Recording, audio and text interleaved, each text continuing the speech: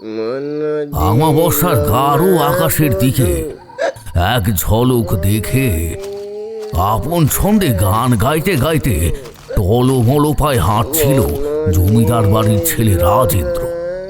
পরনে রেশমের ধুতি, পাঞ্জাবি আর কাঁধে ছিল দামি পশমের শাল, হাতে মদিরার বোতল ধরা। বংশের আর্থিক দাপট বহুদিন হলো ম্লান হয়েছে ঠিকই, তবে বাবু আনা এখনো যায়নি বাড়ির ছেলেদের মন আর মস্তিষ্ক থেকে। পরিশ্রমহীন নির্বিকার তাদের জীবন। প্রতি রাতে সুর আর সঙ্গীতের টানে ছুটে যায় গ্রামের একদম শেষ প্রান্তে থাকা গণিকাপল্লীর শেষ মহলে। সেখানে সারা রাত কাটিয়ে ভোর রাতে ফেরে তারা জমিদার বাড়ির সদর দরজা। এমনিতে রাজেন্দ্র আর তার মেজ ভাই দেবেন্দ্র একসাথে ফেরে, তবে আজ দেবেন্দ্র আর ফেরেনি। শীষমহলের সবচেয়ে সুন্দরী নর্তকী মল্লিকার সাথেই রাতে রয়ে গেছে সে। কিন্তু রাজেন্দ্র তো তা করলে হবে না। আজ রাতে না ফিরলে পরের দিন সকালে বাবা মশাইকে জবাবদিহি করতে হবে তাকে। আজকাল তিনি ওই শীষমহলের ছেলেদের যাওয়া মোটেই পছন্দ করেন না। বড় ছেলে হিসেবে ওনার কথার একটু হলেও তো মান রাখতে হবে রাজেন্দ্রকে। তাছাড়া ওর স্ত্রী বর্তমানে 7 মাসের গর্ভবতী, আর এই জন্যই রাজেন্দ্রর বাবা ছেলেদের এমন অতিরিক্ত উশৃঙ্খলতা কমানোর জন্য আরো বেশি কড়াকড়ি শুরু করেছেন। শুধু তাই নয়, দেবেন্দ্রর স্ত্রীও বছর 2 হলো বিবাহ করে জমিদার বাড়িতে পা রেখেছে। কাজেই জমিদার বাবু এখন আর কোনোভাবেই চান না যে বাড়ির বউদের চোখে ওনার ছেলেদের কোনো কুকীর্তি ধরা পড়ুক। যদিও এককালে ওদের বাবা কম যাতায়াত করেননি ওই শীষমহলে, কিন্তু এখন বয়স হয়েছে, সংসারের রাশও ওনাকেই টানতে হচ্ছে, তাই এইসব বন্ধ করে দিয়েছেন। তবে রাজেন্দ্র চোখের সামনে আচম্বিতে একটি অতীব সুন্দরী নারীর লাবণ্যমণ্ডিত মুখায়ব ভেসে উঠতেই সে মনে মনে ভাবল, তবে রাজেন্দ্র চোখের সামনে আচম্বিত একটি অতীব সুন্দরী নারীর লাবণ্যমণ্ডিত মুখায়ব ভেসে উঠতেই সে মনে মনে ভাবল, তবে তার ছোট ভাই অমরেন্দ্র এসবের মধ্যে নেই। ছোট থেকেই সে শহরে লেখাপড়া করার জন্য থেকেছে, একটু স্বাধীন চেতা প্রতিবাদী গোছের।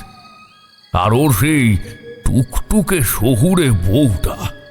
রাজেন্দ্রর সারা শরীরে খেলে গেল এক অদম্য বিদ্যুৎ তরঙ্গ।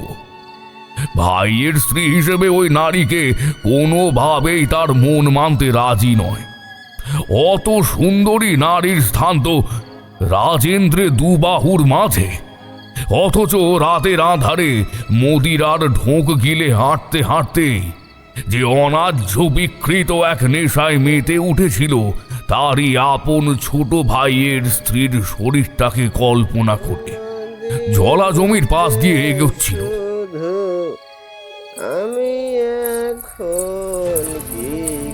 হঠাৎই নুপুরের ক্ষীণ শব্দ কানে এলো রাজেন্দ্রর। চারপাশ অন্ধকার, তবে তার মাঝেও তার সূক্ষ্ম দৃষ্টি স্থির ছিল জলা জমির বিপরীত প্রান্তে। এটি ছায়া, সম্ভবত নারী অবয়বকে লক্ষ্য করল।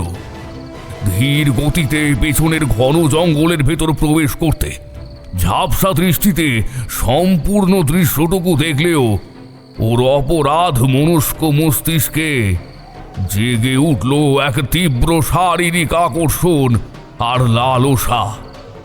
কাঁপা গলায় হাঁক পারল সে, কে ওখানে? এই কে? এত রাতে কে জঙ্গলের দিকে যাচ্ছ?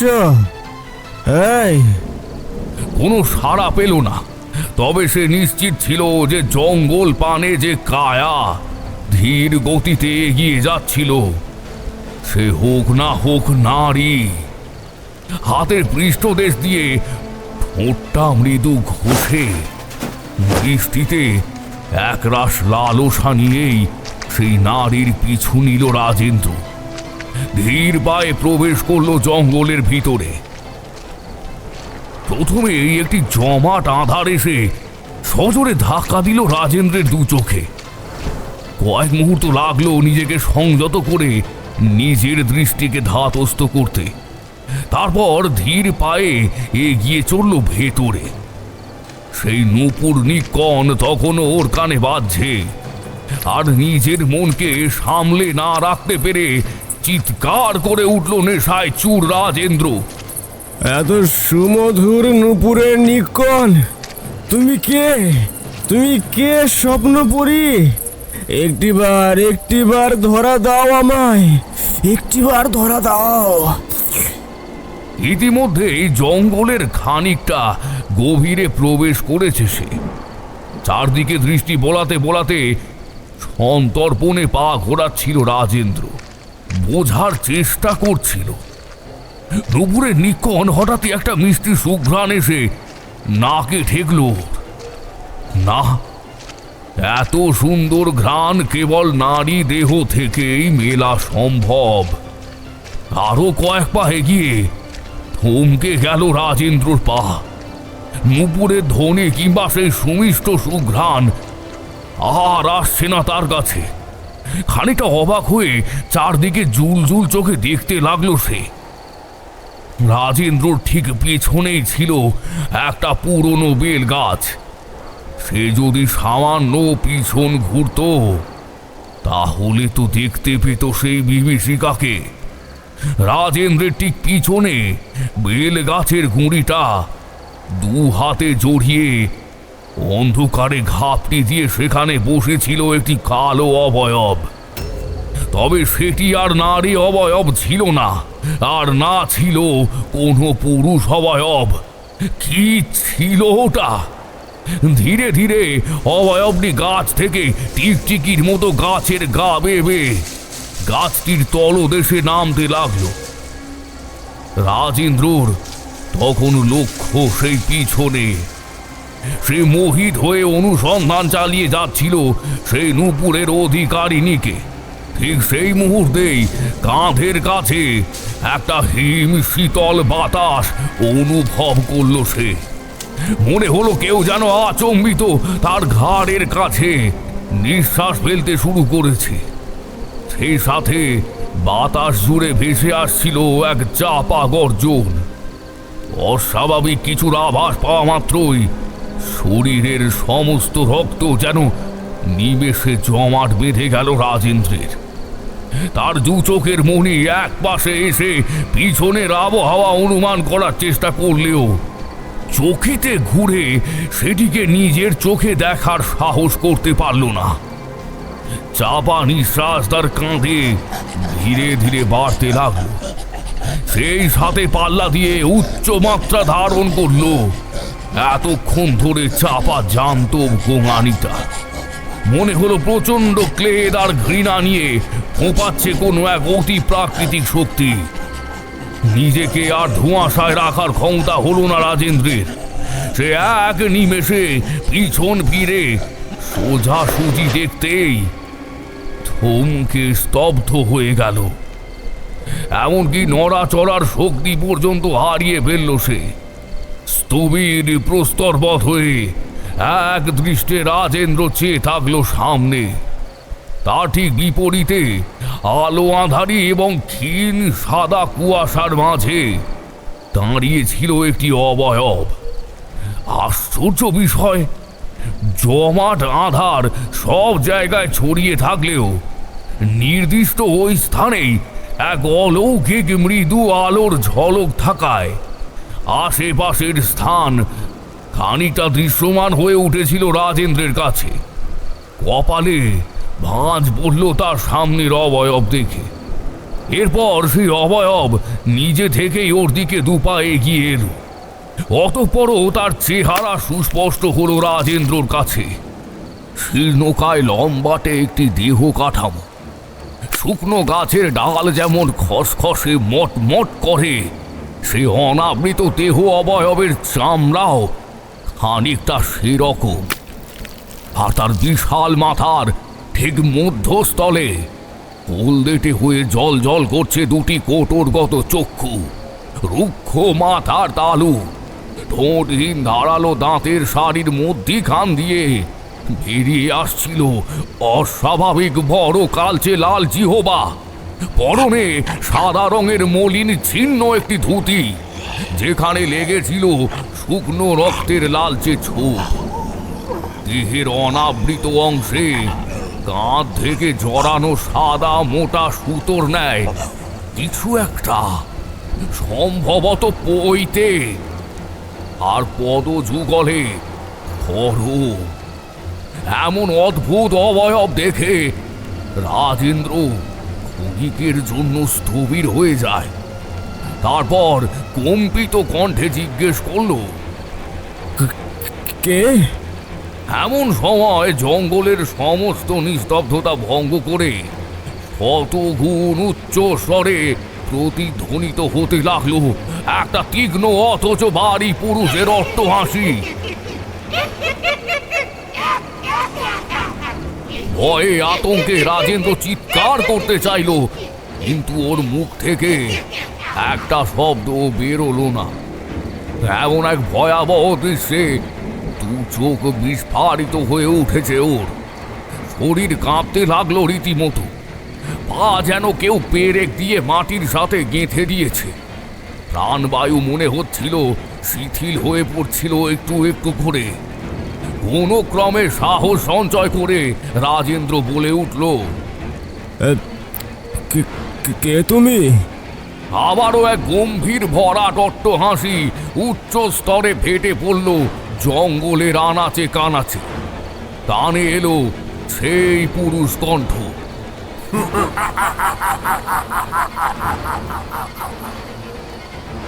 আমি কে?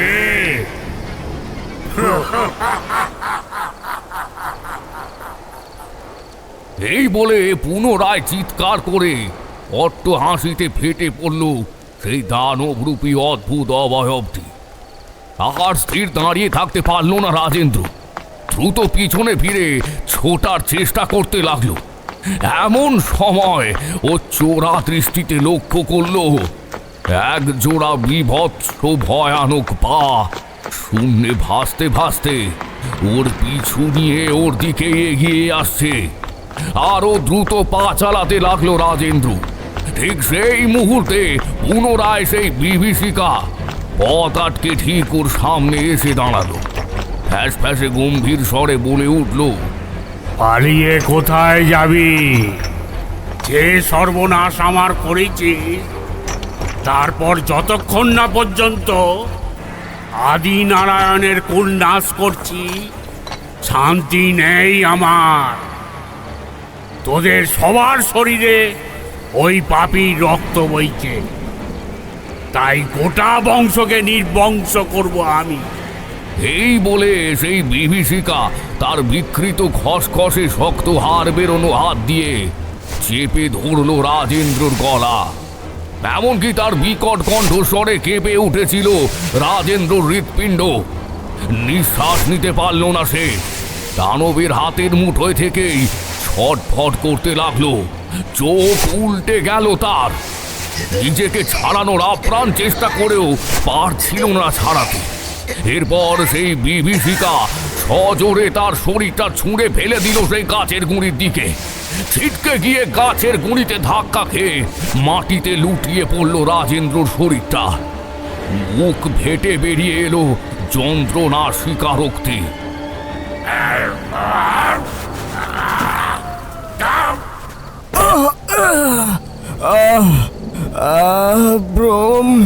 ব্রহ্মদৈত্যী।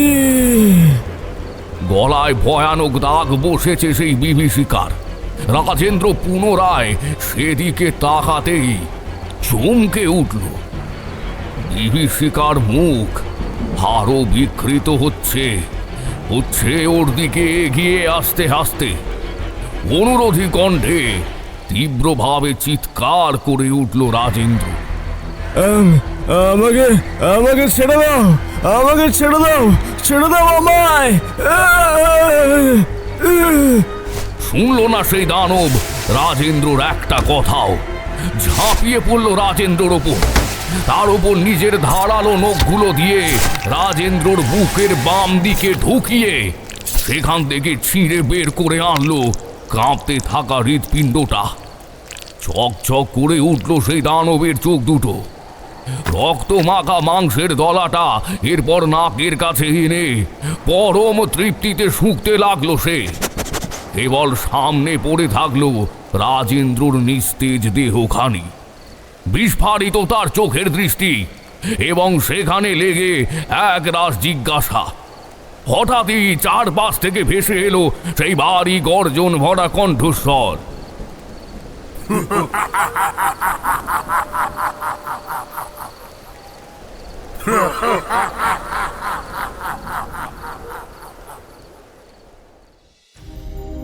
পরের দিন সকালের দিকে জলা জমির কাছেই রাজেন্দ্রর মৃতদেহ খুঁজে পেল একদল জেলে।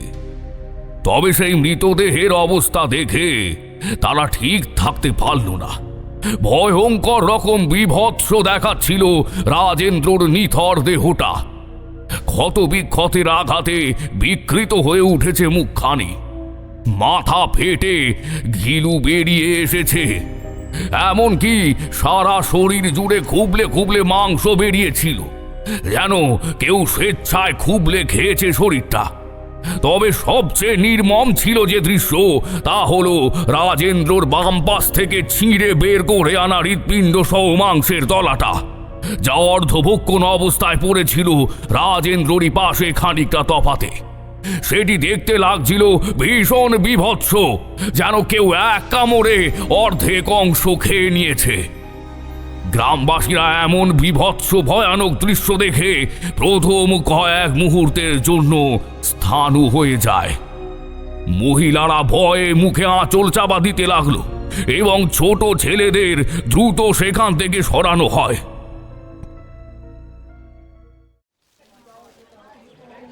ধীরে ধীরে গ্রামবাসীদের জমায়েত বাড়তে থাকে মৃতদেহের সামনে।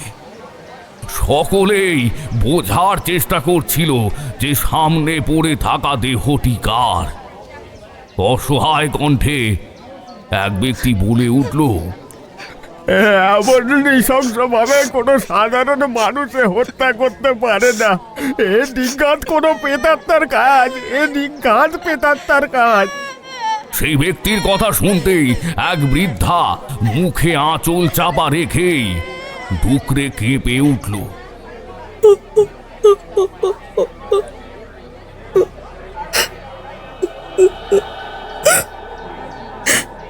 অভিশাপ, অভিশাপ। দীর্ঘ বছর ধরে ওই জমিদার বাড়ির মা কালীর পুজো কি এমনি এমনি বন্ধ ছিল?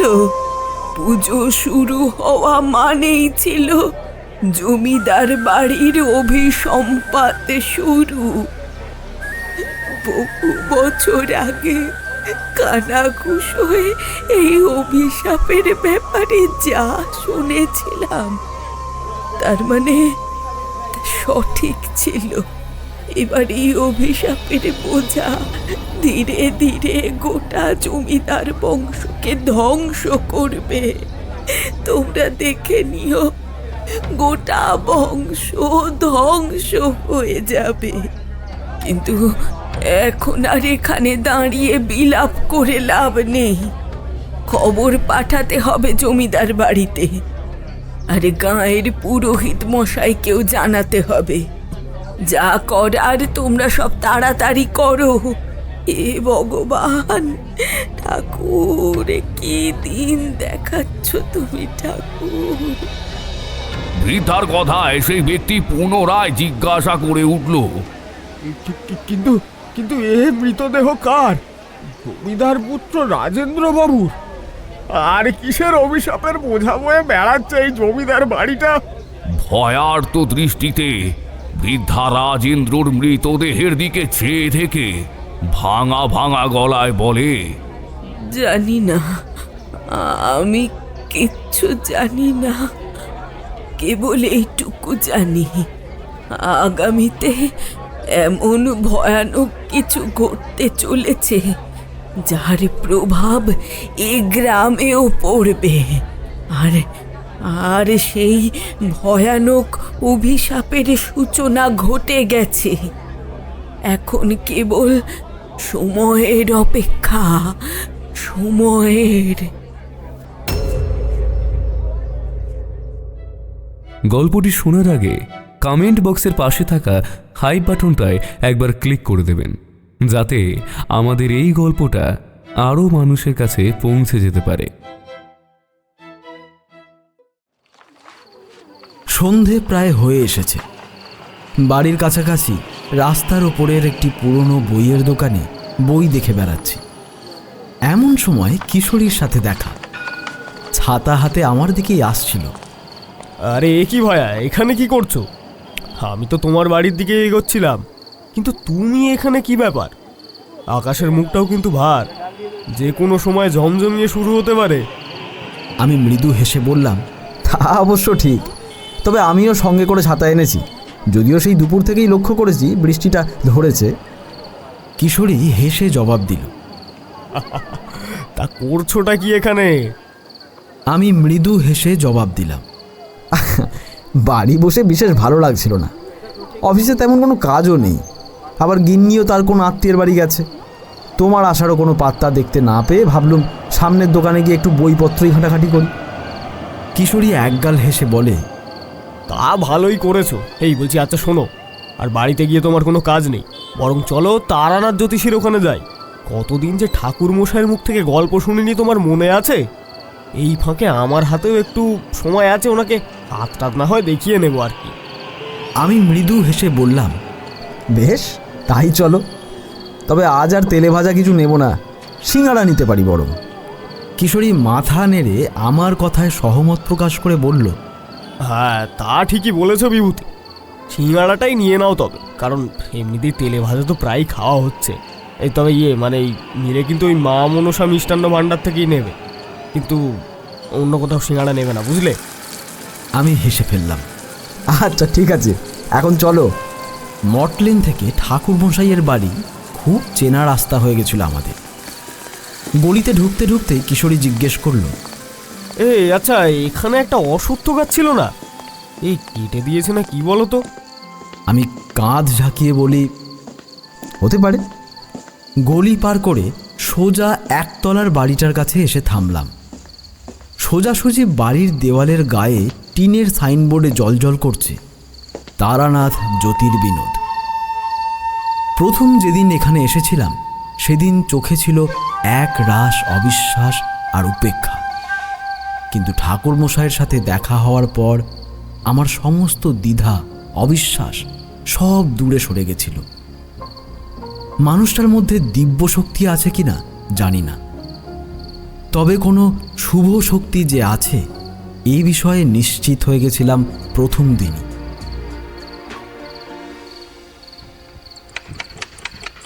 বাইরের দরজায় কড়া নাড়তেই ভেতর থেকে কয়েক মুহূর্ত পর দরজা খুলে দিল চারি। কিশোরী একগাল হেসে সিঙ্গাড়ার পুঁটলিটা চারির হাতে দিয়ে বলল, কেমন আছো চারিমা? চারি মৃদু হেসে বলল, ও মা, কাকা বাবুরা যে, তা গত রবিবার আসেননি কেন? তার আগের রবিবারও আসা হয়নি। আমি তো ভেবেছিলাম আপনারা আর আসবেনই না। আসুন আসুন বাবা, কাকা বাবুরা এসেছেন। তারানাথ ভেতর থেকে বেরিয়ে এলেন। আমরা ততক্ষণে বৈঠকখানায় মাদুর পেতে বসে পড়েছি। আমাদের দেখতেই ভরাট কণ্ঠে তিনি বললেন, গত দুটো রবিবার এলে না কেন? ঘুরতে গেছিলে? কিশোরী দ্রুত জবাব দিল, কোথায় ঠাকুর মশাই, অফিস আর সংসার ঠেলেই তো এই নাজেহাল অবস্থা, দেখতেই তো পাচ্ছেন। আমিও মৃদু উদাসীন কণ্ঠে বললাম, আমারও একই অবস্থা ঠাকুরমশাই, শরীরটা কটা দিন ভালো যাচ্ছে না। অফিস করে ফিরে বড্ড ক্লান্ত হয়ে যাই। মাঝে দুদিন শরীরটাও ভালো না থাকার কারণেই আসতে পারিনি, তবে আবার একভাবে বেশি দিন এখানে না এসেও যে সুস্থভাবে থাকতে পারি না। আপনার মুখ থেকে শোনা নানান অভিজ্ঞতার মধ্যে কত যে শেখবার বিষয় থাকে, যা জানা আমাদের জন্যও কার্যকরী হয়। আর তাই আমার কথার মাঝেই কিশোরী বলে উঠল, আহা, তার জন্যই তো এখানে ছুটে আসা ঠাকুর মশাই। আপনার এখানে এত অদ্ভুত আকর্ষণ আছে, সেটা নিঃসন্দেহে। তারানাথ হুঁকোয় টান দিয়ে হেসে উঠলেন। এমন সময় আমার কিছু একটা মনে পড়তেই জিজ্ঞেস করলাম, আচ্ছা ঠাকুরমশাই, আপনাদের বাড়ির সামনের অশ্বত্থ গাছটা কেটে দেওয়া হয়েছে? মাথা নাড়লেন ঠাকুরমশাই। হ্যাঁ, কে জানে কেন। গাছগাছালি কাটা তো পরিবেশের হিতে নয়। তাও মানুষ যদি তা না বোঝে তাহলে কি বা করা যাবে। তবে এই কথাটায় আমার বহু বছর আগের একটা ঘটনার কথা মনে পড়ে গেল। কিশোরী উৎসাহিত কণ্ঠে জিজ্ঞেস করল, কি ঠাকুর মশাই? বহু বছর আগে আমার সাথে ঘটা একটা অভিজ্ঞতা। তখন আমি সাধনার জন্য নানান স্থান ঘুরছি, সাধু সঙ্গ করছি। এমনই একটা সময় একবার কাষ্টদেহী বলে একটা গ্রামে এসে পৌঁছালাম। গ্রাম বললে ভুল হবে, গ্রামের একেবারে শেষ প্রান্তে থাকা শ্মশান ঘাটে ছিলাম আমি। কয়েকজন সাধুর সঙ্গ লাভ করি সেখানে। কটা দিন তাদের সাথে সাধনার বিভিন্ন বিষয় নিয়ে আলোচনা চলল। শুধু তাই নয়, ধ্যানরত থাকাকালীন আমি অনুমানও করতে পারতাম না যে কখন বিকেল গড়িয়ে রাতের আঁধার নেমে আসত। শ্মশানের এক পাশে একটি শ্মশান কালীর মন্দির ছিল। এক বৃদ্ধ পুরোহিতকে প্রায়শই দেখলাম পুজো দিতে আসতে। সব সময় খেয়াল করতে পারতাম না, কারণ আমি নিজেই নিজের সাধনার কাজে ব্যস্ত থাকতাম। অনেক সময় সন্ধ্যার দিকেও লক্ষ্য করতাম বৃদ্ধকে মন্দিরে আসতে। আরতি করতেন, মাকে সম্ভবত শয়ান দিতেন।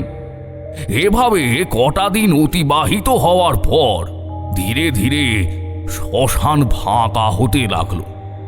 একদিন ধ্যান সেরে ভাবলাম একটু শ্মশান কালীর মন্দিরটায় যাই। এই ভেবে মন্দিরে পা রাখতেই এক সাধু আমার উদ্দেশ্যে বললেন, ওই তো তারানাথ এসেছে।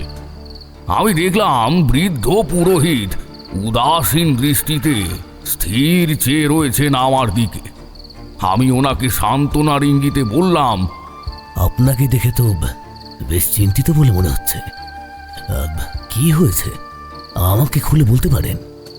সাধু বাবাও ব্যস্ত কণ্ঠে বললেন, আপনি আমাকে যা বলেছেন তার সবটা তারানাথকে খুলে বল। আমার মনে হয় কিছু একটা সমাধান ও ঠিক বার করবে। আচ্ছা, আমি তবে যাই, এখন অনেকটা পথ অতিক্রম করতে হবে না? এই বলে সেই সাধু ওখান থেকে প্রস্থান করলে কয়েক মুহূর্ত মন্দিরে নীরবতায় বিরাজ করে। অতঃপর পুরোহিত মশাই হীন কণ্ঠে শুরু করলেন, আমি এই কাষ্টদিহি গ্রামেরই বাসিন্দা। ওখানকার জমিদার বাড়ির বর্তমান পুরোহিত আমি। এই শ্মশানকালীর মন্দিরটাও বহু বছর আগে তৎকালীন জমিদার আদি নারায়ণ রায়চৌধুরী করেছিলেন। যাই হোক, সেসব কথা বর্তমানে বিশেষ প্রয়োজনীয় নয়। মূল সমস্যা হলো, গত কয়েক সপ্তাহ যাবৎ ধরে জমিদার বাড়ির প্রতিটি পুরুষ সদস্যের এক এক করে আচম্বিত মৃত্যু ঘটছে। মৃত্যু বলতে নৃশংস হত্যা। প্রথমে মনে হচ্ছিল এগুলো কোনো উন্মাদ হত্যাকারীর কাজ, কিন্তু পরে আমি অনুমান করতে পারি এ কোনো হত্যাকারী নয়, এ কোনো ভয়ানক অশুভ বিভীষিকার কাজ, যে একের পর এক জমিদার বাড়ির পুরুষদের হত্যা করার চেষ্টা চালাচ্ছে নির্দ্বিধায়। এমনকি বাড়ির গর্ভবতী স্ত্রীটিকেও নিস্তার দেয়নি। এমন এক অশুভ শক্তির প্রভাব থেকে কিভাবে যে জমিদার বাড়িকে রক্ষা করব? আমি কিছুটা অবাক হয়ে জিজ্ঞেস করলাম, কবে থেকে শুরু হয়েছে এই ঘটনা? এই তো গেল কৌশিকী অমাবস্যা থেকে শুরু হয়েছে। একটু ভেবে উত্তর দিলেন পুরোহিত মশাই। আমি বললাম, কি কি ঘটনা ঘটেছে যাবৎ, মানে একটু খুলে বললে ভালো হয়। আমার কথা শুনে পুরোহিত মশাইয়ের মুখে নেমে এলো এক গভীর কালো আতঙ্কের ছায়া। কোনো রকমে ধীর কণ্ঠে বলল, কৌশিকী অমাবস্যা পেরিয়েছে সপ্তাহ খানেক তো হলোই, সেই থেকে শুরু।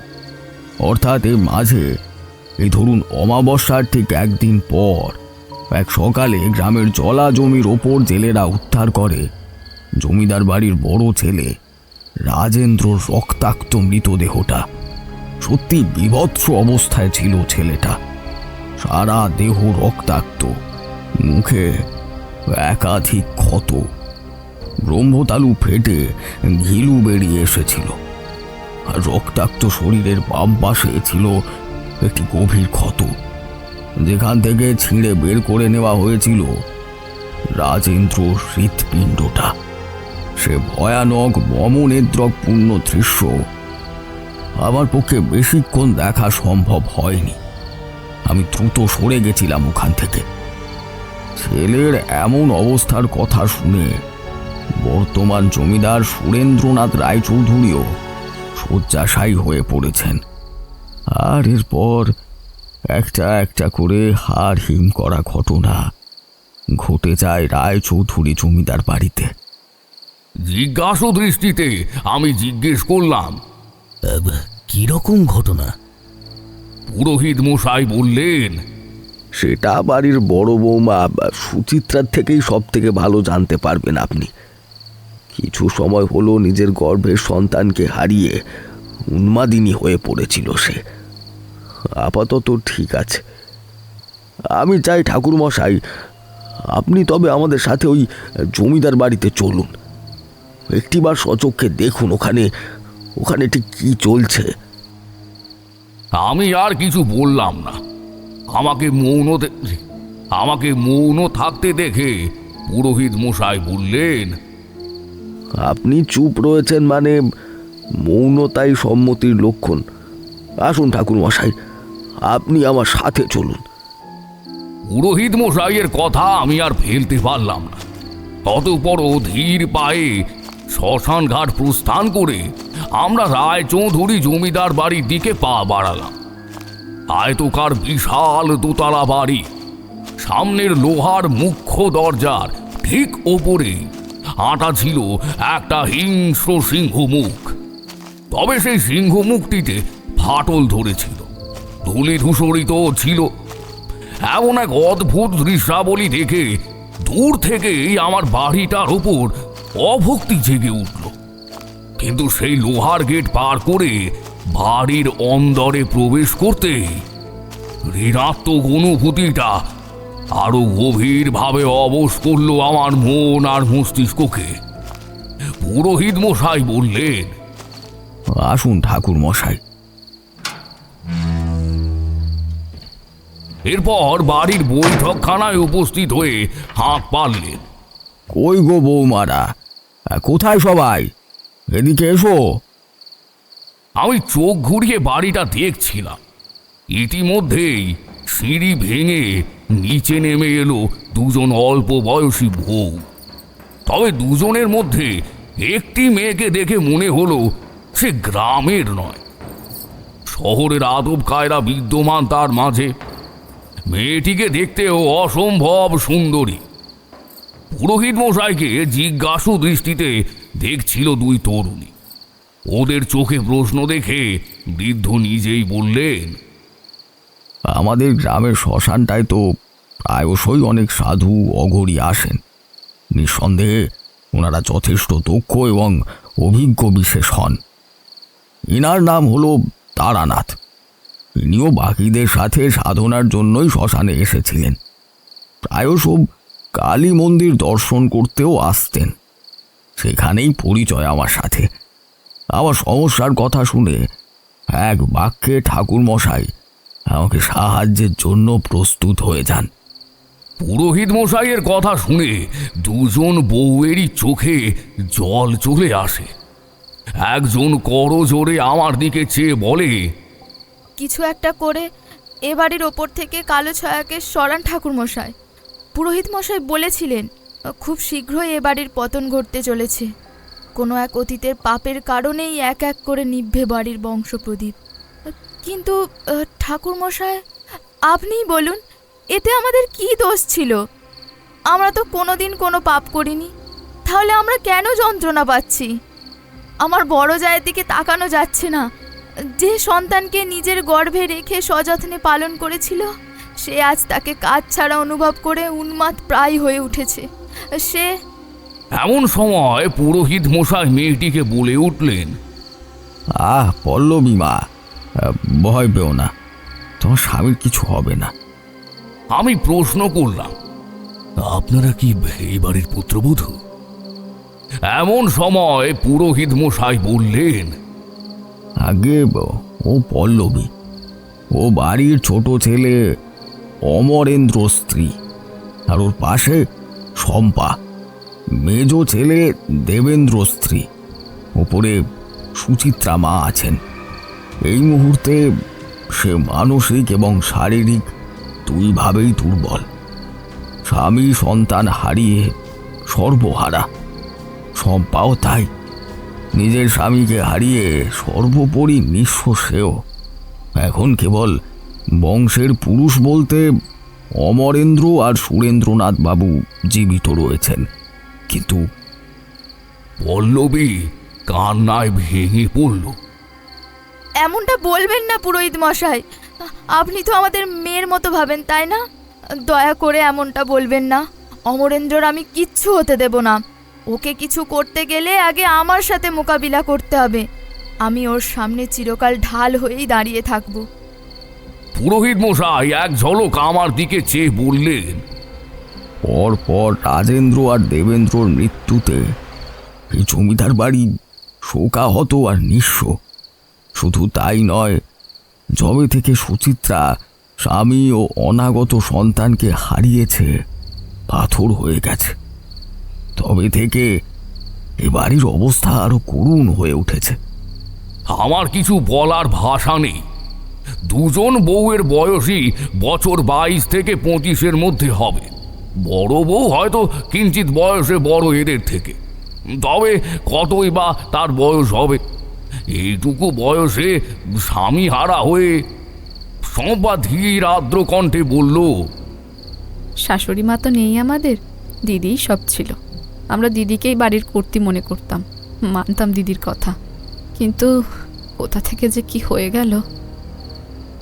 আমি দুই বউকেই আশ্বস্ত করে বললাম, দেখো মা, তোমাদের স্বামীকে তো আর আমি ফিরিয়ে দিতে পারবো না, তবে যাতে এরপর থেকে আর কোনো হত্যাকাণ্ড না ঘটে সে বিষয়ে আশ্বস্ত করতে পারি। আমার উপর ভরসা রাখো। আর মা শম্পা, মানছি স্বামীকে হারিয়েছ তুমি, এত বড় ধাক্কাটার থেকে বেরোনো কঠিন, তবে নিজেকে শক্ত হতে হবে। এখনো তোমার জীবন থেকে সমস্ত রং হারিয়ে যায়নি। জেগে ওঠো মা, বাঁচো নিজের মতো করে, আত্মনির্ভর হওয়ার চেষ্টা করো। আমি বললাম তাকে, এবারে আমি একবার সুমিত্রার সাথে কথা বলতে চাই। পল্লবী এবং শম্পা দুজনে সমস্বরে জবাব দিল, হ্যাঁ ঠাকুরমশাই, হ্যাঁ ঠাকুরমশাই, আসুন। ওপরের একদম কোণের দিকের ঘরটায় সুমিত্রাকে রাখা হয়েছিল। দরজাটা খুলতেই বুকের ভেতরটা ছ্যাঁত করে উঠল আমার। বিছানার এক প্রান্তে আধ শোয়া হয়ে একটি পুতুল বুকে জড়িয়ে শোকাহত প্রায় অবস্থায় রয়েছে একটি যুবতী নারী। চোখ মুখ রুগ্ন প্রায়, চেহারা শীর্ণ। পল্লবী আঁচল চাপা দিয়ে বলল, এই কয়েক সপ্তাহে দিদির চেহারার এমন অবস্থা হয়ে গেছে ঠাকুরমশাই। কোনো এক অশুভ ছায়ার যে বিষ নজর পড়ল আমাদের এই বাড়ির ওপর। পল্লবীকে দেখে আমার বেশ ভালো লাগলো। মেয়েটার চোখে মুখে বিচক্ষণতার ছাপ স্পষ্ট। মনে হলো এই মেয়েটা হয়তো ভবিষ্যতে আমার কাজে আসতে পারে। আমি সুচিত্রার নিকট এসে বলি, কেমন আছো মা? নিঃশব্দে মুখে বিস্ময়কর অভিব্যক্তি নিয়ে সুচিত্রা উঠে বসল। আমাকে উদ্দেশ্য করে নিজের দুই যাকে জিজ্ঞেস করলো, মেজো, ছোট, পুরোহিত মশাই, উনি কে? পুরোহিত মশাই বললেন, তোমার স্বামী আর দেওরই শুধু নয়, এ বংশের অনাগত প্রদীপকেও যে বিভীষিকা নিভিয়েছে তাকে শেষ করার জন্যই এনার আবির্ভাব হয়েছে। তারানাথ তান্ত্রিক, একবার ভরসা করে দেখোই না। সুচিত্রা কান্নায় ভেঙে পড়ল। আর কি ভরসা করব? স্বামী আর অনাগত সন্তানকে হারিয়ে আমি নিঃস্ব। আমার পুটলি থেকে একটি সিঁদুর লেপা বেলপাতা বের করে তার সুচিত্রার কপালে ঠেকিয়ে চোখ বন্ধ করে মন্ত্র পড়তে শুরু করি। কয়েক মুহূর্তের জন্য শান্ত হয়ে গেল সুচিত্রা। কান্না থামালো, তবে মৃদু ফোঁপাচ্ছিল। আমি ভারী কণ্ঠে প্রশ্ন করলাম, আমাকে বলো সুচিত্রা, সেদিন কি ঘটেছিল তোমার সাথে? আমাকে সবটা খুলে বলো, না হলে কোনোভাবে আমি তোমাকে সাহায্য করতে পারবো না। তুমি চাও না যে তোমার স্বামীকে মারলো, তোমার অনাগত সন্তানকে কেড়ে নিল, তাকে শাস্তি দিতে? এই রায়চৌধুরী জমিদার বাড়ির উপর থেকে সেই অভিশাপের কালো ছায়াকে চিরকালের জন্য সরে যেতে দেখতে চাও না মা? ওপর নিচে মাথা নেড়ে সুচিত্রা বলল, চাই ঠাকুর মশাই, আমি সেই বিভীষিকার দণ্ড চাই। আমি সব বলবো আপনাকে, সব। বিছানাতেই একদম সুচিত্রার সোজাসুজি বুকের কাছে হাত গুটিয়ে বসলাম আমি। বলো মা। ভয়ার্ত সন্তর্পণ কণ্ঠে সুচিত্রা শুরু করল, আমার স্বামী রাজেন্দ্রর ঘাট কাজ তখন সম্পূর্ণ হয়নি। একদিন রাতে, কত রাত হবে জানি না, ঘুমোচ্ছি, হঠাৎই একটা তীব্র আর্তনাদে ঘুম ভেঙে গেল আমার। চোখ খুলে বেশ কিছুক্ষণ স্থির হয়ে থাকলাম আমি। এমন সময় কানে একটা চাপা গোঙানির শব্দ এলো। শব্দটা সবাই নিয়ে বেশ ভালো করে শোনার পর বিছানা ছেড়ে আমি উঠলাম। তারপর ধীর পায়ে এগিয়ে এলাম দরজার কাছে। দরজার পাটায় কান পাততেই বাইরে থেকে নুপুরের আওয়াজ কানে এলো প্রথমে। তারপর আচমকাই তা পাল্টে গেল খটাম খটাম শব্দে। মনে হলো কেউ যেন খড়ম পড়ে বাইরের বারান্দায় হাঁটাহাঁটি করছিল। বড্ড অদ্ভুত লাগলো আমার বিষয়টা। পেটে নড়াচড়া অনুভূত হতেই পেটে হাত রেখে নিজের অনাগত সন্তানকে আশ্বাস দিলাম। তখন আমি 7 মাসের গর্ভবতী। একটু অন্যমনস্ক হয়ে পড়ি। এমন সময় বাইরে আবারও একটা ধপ করে কিছু পড়ার শব্দ আর নুপুরের কলতান কানে আসতেই খিল খুলে দরজার বাইরে বেরিয়ে আসি আমি বেরিয়ে আসতেই হালকা শীতল একটা হাওয়ার পরশ এসে ঝাপটা দিল আমার সারা শরীরে। কেঁপে উঠল গোটা শরীরটা। কিন্তু আশেপাশে তাকিয়ে আমি না কোনো নুপুর পরিহিত মহিলাকে দেখলাম, না কোনো খড়ম পরিহিত ব্যক্তিকে। এমন সময় একটা কালো বেড়াল কোথা থেকে আচমকা আমার পায়ের ওপর এসে পড়ে থতমত খেয়ে আমি চিৎকার করে উঠি। ভেতরে আমার যা শম্পা আমার সাথে শুয়েছিল, কিন্তু অদ্ভুত বিষয়, ওর কানে সে শব্দটা যায়নি। বেড়ালের আতঙ্কে দরজায় ধাক্কা খাওয়ার কারণে কোমরের কাছটায় আমি বেশ জোরে আঘাত পাই। এদিকে নুপুরের শব্দ কানে আসা থামলেও একটা চাপা গোঙানির শব্দ একইভাবে কানে আসছিল। আমি আর শান্ত থাকতে পারলাম না। যার পরানি কৌতুকবশত আমি ধীর পায়ে এগোতেই সে গোঙানির উৎসস্থলের দিকে। একতলার নিচে নামলেই সেই শব্দটা আরো তীব্র হয়ে ওঠে। আমি গভীরভাবে অনুধাবন করার চেষ্টা করি এর উৎস, আর এই কারণে সামান্য অন্যমনস্ক হয়ে কখন যে বাইরে বেরিয়ে আসি তা আমি নিজেও খেয়াল করিনি। অতঃপর বাইরের বাগানে পা রাখলে তখন আমার হুঁশ ফেরে। মাথার ওপর ইতিমধ্যেই ঘন কালো আধারে ঢাকা আকাশ বিদ্যমান। সেই গোঙানির শব্দ অনুমান করি পেছনের বাগানটা থেকে আসছে। আরো সতর্ক পায়ে আমি সেদিকটা এগোলাম, আর শুনতে পেলাম না আওয়াজটা। একেবারে যেন স্তব্ধ হয়ে গিয়েছিল। এমনই এক পরিস্থিতি দেখে ঠিক বুঝতে পারলাম না কি ঘটছে আমার সাথে। বৈঠকখানা থেকে মিহি আছে জ্বলতে থাকা একটা হ্যারিকেন হাতে তুলে নিয়েছিলাম। বাগানে এসে দেখলাম চারপাশটা নিস্তব্ধ। ঝিঝি পোকার ডাক ছাড়া আর কিছুই কানে আসছে না। প্রথমে ভাবলাম এসব হয়তো আমার মনের ভুল। পরক্ষণেই সেই গোঙানির শব্দের সাথে নূপুরের শব্দ একসাথে মিশে বাজতে লাগলো। নিশ্চিত হলাম না, এটা মনের ভুল নয়, কিছু তো একটা আছে যার শব্দ আসছিল বাগানের ঠিক বিপরীতে থাকা ঠাকুর দালান থেকে। সুচিত্রার কথার মাঝেই আমি চকিতে প্রশ্ন করে উঠলাম, ঠাকুর দালান? আমার কথায় সুচিত্রা সায় দিয়ে বলল, হ্যাঁ ঠাকুর মশাই, আমাদের বাড়ির পিছন দিকেই রয়েছে বাড়ির ঠাকুর দালান। একটা সময় সেখানে ধুমধাম করে কালী পুজো হতো, কিন্তু বহু বছর যাবৎ আর কিছুই হতো না। ধুলো ধূসরিত হয়ে পড়ে থাকতো। মাসে একবার জায়গাটা পরিষ্কার করা হতো কেবল। জানি না কেন আমার শ্বশুর মশাই ওখানে যান না, আর আমাদেরকেও না যেতে দেন। তবে এইবার পুজো হওয়ার জন্য মা কালীর বিগ্রহকে নতুন রূপে সাজানো হয়েছিল ওখানে। ঘটা করে পুজোও হয়, আর তারপর থেকে মূর্তিটা ঠাকুর দালানের মন্দিরটাতেই ছিল। কেউ বিসর্জন দেয়নি তার। আসলে দেওয়ার ঠিক সুযোগ পাওয়া যায়নি। তার আগেই রাজেন্দ্রর মৃত্যুর খবরটা গোটা পরিবারকে নাড়িয়ে দিয়েছিল। মায়ের বিসর্জন দেওয়া হয়নি আর। যাই হোক, সেদিন রাতে গোঙানির শব্দটা সেখান থেকেই আসছিল।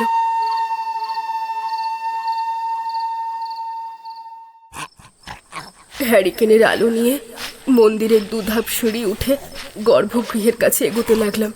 একসময় লক্ষ্য করলাম সেই নূপুরের শব্দটা থমকে গেছে, তবে গোঙানির শব্দটা তখনও কানে আসছিল। আমি অতি সন্তর্পণে আলোটা সামনে ঝুলিয়ে বিগ্রহের কাছাকাছি আসি। স্পষ্ট মনে হলো বিগ্রহের ঠিক পিছন থেকে গোঙানিটা আসছিল। অত রাতে কে গোঙাচ্ছে তা জানার জন্য আমি হাঁক পাড়তেই যাব, এমন সময় মনে হলো আমার ঠিক পিছনে এসে কেউ দাঁড়িয়েছে। হ্যারিকেনটা ঝুলিয়ে আমি সামনের বিগ্রহের দিকে ঘুরেই রয়েছিলাম, কিন্তু আমার একজোড়া সতর্ক দৃষ্টির উদ্বেগ পড়েছিল পিছনের সে অজ্ঞাত সত্তার দিকে। বাতাস ভারী হয়ে এলো আচমকা। সেখানে কেউ যেন একটা ফোঁস ফোঁস করে দীর্ঘশ্বাস ফেলছিল আমার মনে হলো। আমি কয়েক মুহূর্ত সামনের বিগ্রহের দিকে ঘুরে থাকলাম। পিছনে সেই বিভীষিকার উপস্থিতি আরো স্পষ্ট হলো। যখন একটা দমকা আষ্টে গন্ধ এসে ঝাপড় দিল আমার নাকে, বুঝতে পারলাম কিছু তো একটা এসে উপস্থিত হয়েছে ঠাকুর দালানে। একটা অস্বাভাবিক কিছু। আমি ধীর পায়ে পিছন ঘুরতেই দেখলাম খালি গায়ে মাঝারি উচ্চতার এক শীর্ণকায় পুরুষ দাঁড়িয়ে। পরনে কেবল সাদা ধুতি এবং অস্বাভাবিক বড় ন্যাড়া মাথা, আর পেছনে একটা টিকি। গায়ে সাদা দড়ির মতো কিছু একটা জড়ানো ছিল হয়তো। বইতে আর পায়ে ছিল একজোড়া খড়ম। আরও একটা কথা, ওই অবয়বের বিভৎস মুখয়াভাবে জল জল করছিল একজোড়া কোটরগত বনিহীন হলদেটে দৃষ্টি। সে এক বিভৎস ভয়ানক দৃশ্য ঠাকুর মশাই। সেই অবয়ব কে, কোথা থেকে এসেছে আমি কিচ্ছু বুঝতে পারলাম না। তার আগেই তার ঠোঁটহীন রক্তমাখা ধারালো দাঁতের শাড়ি খুলে গেল আমার দিকে। এমনকি সেই বিভীষিকা ধীর পায়ে এগিয়ে আসতে লাগলো আমার দিকে। প্রথমে ক্ষণিকের জন্য আমি হতবাক হয়ে গিয়েছিলাম। পরক্ষণে এমন অস্থির হাড়হিম করা দৃশ্য দেখে আতঙ্কে চিৎকার করে উঠি। শুধু তাই নয়, আমার চিৎকারের সাথে মিশে গিয়েছিল সেই বিভীষিকার পৈশাচিক দাপট ভরা চিৎকার। ভয়, অবিশ্বাস আর আতঙ্কে আমি পালাতে গেলে হ্যারিকেনটা কি করে জানি না মাটিতে পড়ে ভেঙে চৌচির হয়ে গেল। আমি খানিকটা বিভ্রান্ত হয়ে দৌড়তে গেলে সামনে কিছুতে একটা হোঁচট খেয়ে মাটিতে উপর হয়ে পড়ি। পেটে অসম্ভব ব্যথা পাই। ঠিক সেই মুহূর্তে পাশের দেওয়ালে হেলান দেওয়া কতগুলো কাঠের পাটাতন আমার উপর সজোরে পড়লে আমি আর নিজেকে সামলাতে পারি না। মনে হয়েছিল পেটের ভেতর থেকে কেউ যেন মুচড়ে বের হয়ে আসছিল কিছু। মারাত্মক যন্ত্রণার অসহনীয় কষ্টের মাঝে আমি জ্ঞান হারিয়েছিলাম। এরপর আর আমার কিচ্ছু মনে নেই, আমার কিচ্ছু মনে নেই।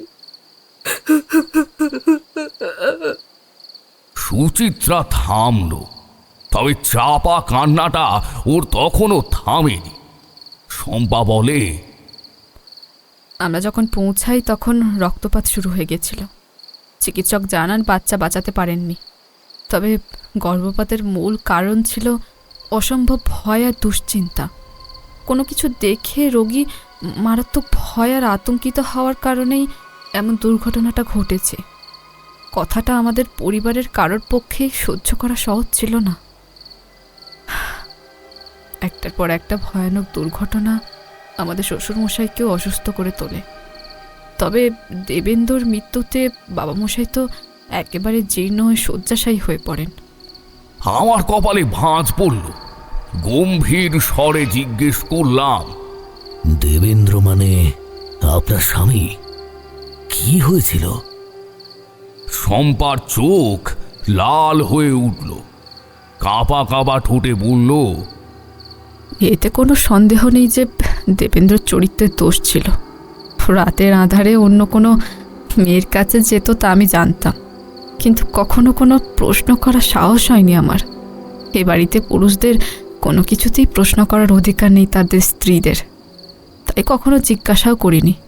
তাছাড়া গরিব বাড়ির মেয়ে আমি, অনেক বুঝে শুনে চলতে হয় আমাদের। সেদিন রাতেও দেবেন্দ্র তৈরি হচ্ছিল সেই নারীর কাছে যাওয়ার জন্য। আয়নার সামনে দাঁড়িয়ে চুল আঁচড়াতে আঁচড়াতে আপন মনে গীত গাইছিল সে। এমন সময় হঠাৎ আচমকা কাশতে আরম্ভ করলো। আমি বিছানাতে বসে উল বুনছিলাম। দ্রুত ছুটে আসি ওনার কাছে, জিজ্ঞেস করি, কি গো, কি হয়েছে তোমার? শরীর খারাপ করছে? আজ না গেলে হতো না? দেবেন্দ্র আমাকে নিজের থেকে দূরে সরিয়ে দিয়ে বলল, এসব ঢং করো না তো, আমার কিছু হয়নি, সব ঠিক আছে, নিজের কাজ করো, গিয়ে যাও। আর শোনো, আজ রাতে আমি নাও ঘরে ফিরতে পারি, বুঝেছো? এই বলে দেবেন্দ্র চলে যায়। জড় পদার্থের মতো কিছুক্ষণ ঘরের মাঝেই চুপ করে দাঁড়িয়ে থাকি আমি। এছাড়া যে আর কোনো উপায় ছিল না আমার কাছে। সেদিন রাতেও ঘুম আসছিল না আমার কিছুতেই। মনটা ব্যাকুল লাগছিল, এপাশ ওপাশ করছিলাম। গভীর রাত হবে, আচম্বিত নিচের সদরে ধাক্কার শব্দ পেলাম। বুকটা ধক করে উঠল। দেবেন্দ্রর চিৎকারও কানে এলো, তীব্র তীক্ষ্ণ মারণ চিৎকার। এলো চুলেই ছুটে গেলাম আমি নিচে। বাড়ির পরিচারক নরেন কাকাও হ্যারিকেন হাতে নিচে গিয়ে সদর দরজা খুলতেই এক অপ্রত্যাশিত ভয়ানক দৃশ্য দেখেন। আমাদের দুজনের মুখেই নেমে আসে এক অবর্ণনীয় আতঙ্কের ছাপ। রুদ্ধশ্বাস কণ্ঠে আমার দিকে চেয়ে নরেন কাকা বললেন, কি অবস্থা গো মেজ বৌরানি? এখন কথা মশাইকে কি জবাব দেব মেজ বাবু? আমি নিজেও হতবাক হয়ে যাই সামনের নৃশংস দৃশ্য দেখে। আমি শম্পাকে ক্ষণিকের জন্য থামিয়ে জিজ্ঞেস করে উঠি, কি কি দেখেছিলে সেদিন? আমার উদ্বিগ্নতা তখন চরম সীমানায় পৌঁছেছে। শম্পা মৃদু কণ্ঠে বলল, দেখলাম দরজার সামনে রক্তাক্ত অবস্থায় পড়েছিল দেবেন্দ্রর মৃতদেহটা। রক্তাক্ত বললে ভুল হবে, বিভৎস ক্ষত বিক্ষত অবস্থায়। মাথার এক পাশের খিলু বেরিয়ে এসেছিল, বাম পাশের হৃৎপিণ্ডের স্থান দিয়ে ঝুলছিল থকথকে মাংসপিণ্ড। যেন কেউ প্রবল আক্রোশে তীক্ষ্ণ তীক্ষ্ণ নখ ঢুকিয়ে বার করে নিয়েছিল দেবেন্দ্র হৃৎপিণ্ড। একটি চোখ উপরে ফেলা হয়েছিল, কেবল ছিল অন্ধকারময় শূন্য কোটর। আর অপর চোখটা বিস্ফারিত অবস্থায় মাংস সমেত বেরিয়ে গালের ওপর লেগেছিল। রক্তাক্ত ভয়ানক যন্ত্রণাদায়ক এক দৃশ্য। আমি এক মুহূর্তের জন্য বাকরহিত হয়ে পড়েছিলাম। তারপর কোনো রকমে নরেন কাকাকে বলি বাড়ির সবাইকে ডাকতে। এমন ভয়াবহ বমনেত্রপূর্ণ বিভৎস দৃশ্যের মুখোমুখি কখনো হতে হয়নি আমাকে। তাই বড় একটা ধাক্কা ছিল পুরো ঘটনাটা আমার কাছে। এই ঘটনাটা আমার শ্বশুরমশাইও নিতে পারেননি। অতীতের কোন অপরাধের কথা বারংবার বলছিলেন। কি ঘটেছিল অতীতে আমরা কেউ জানি না, শুধু এতটুকু জানি সেই ঘটনার পর থেকেই এ বাড়িতে বন্ধ হয়ে যায় কালী পুজো। সে তো অমরেন্দ্র পল্লবীকে বিয়ে করে আনার পর পল্লবী সবটা জেনে বাড়িতে পুজো করার আবদার করে। বাবামশাই পল্লবীকে আমাদের দুই বউয়ের থেকে একটু বেশিই পছন্দ করতেন, যেহেতু শিক্ষিত, আমাদের চেয়ে একটু বেশিই বোঝে। বিষয় সম্পত্তির হালও উনি পল্লবীর হাতেই তুলে দিতে চেয়েছিলেন। তাই পল্লবীর আবদারে উনি কোনো আপত্তি করতে পারেননি। এক প্রকার রাজি হয়ে যান কালী পুজো পুনরায় শুরু করার জন্য। আর তারপর থেকেই একের পর এক। এত দূর বলে ঘুমড়ে উঠল শম্পা। আমি মৃদু সান্ত্বনা দিয়ে বললাম, চিন্তা করো না, সব ঠিক হয়ে যাবে। আর একটা প্রাণও যাতে এ বাড়ি থেকে আর না যায় সেই ব্যবস্থাই করব আমি। আচ্ছা, এই যে মৃত্যুগুলো ঘটছে এর কোনো কি বিশেষ তিথি রয়েছে, বা এমন কোনো নির্দিষ্ট সময় যাকে অনুসরণ করে সেই অশুভ সত্তা?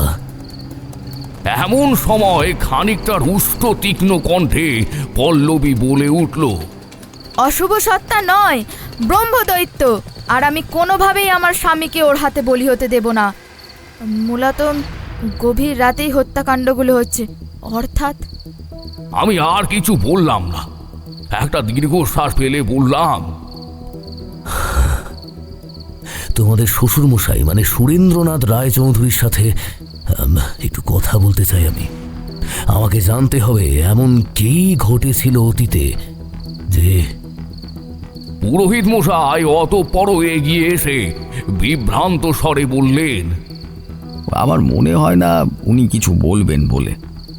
পুত্র শোকে এতটাই কাহিল হয়ে পড়েছেন উনি যে দিন রাত কেবল ঘুমিয়ে থাকেন। কথা বলার ক্ষমতাটুকু পর্যন্ত আর নেই। প্রথম দিকে তো ক্ষণে ক্ষণে মূর্ছা যেতেন, এখন আর তা হয় না ঠিকই, তবে। তাহলে আপনি বলুন, এ বাড়ির অতীতের রহস্য কি? ঠিক কি কারণে এ বাড়িতে পুজো বন্ধ হয়েছিল? আর পুজো কেনই বা হচ্ছিল না? কোন অভিশাপ থেকে বাঁচতে চাইছিল রায়চৌধুরী জমিদার বাড়ি? এই সব কিছুর জবাব আমার লাগবে। আপনি তো এই বাড়ির কুলপুরোহিত, আপনি জানবেন নিশ্চিত। আমার কথা শুনে দু হাত নেড়ে পুরোহিত মশাই বললেন, না না ঠাকুর মশাই, আপনার কোথাও ভুল হচ্ছে। আমি এ বাড়ির কুল পুরোহিত নই, এই গ্রামের নিত্য পূজারী। বহু বছর হলো কুল পুরোহিত এ বাড়ি ছেড়ে ওনার দেশে ফিরে গেছেন।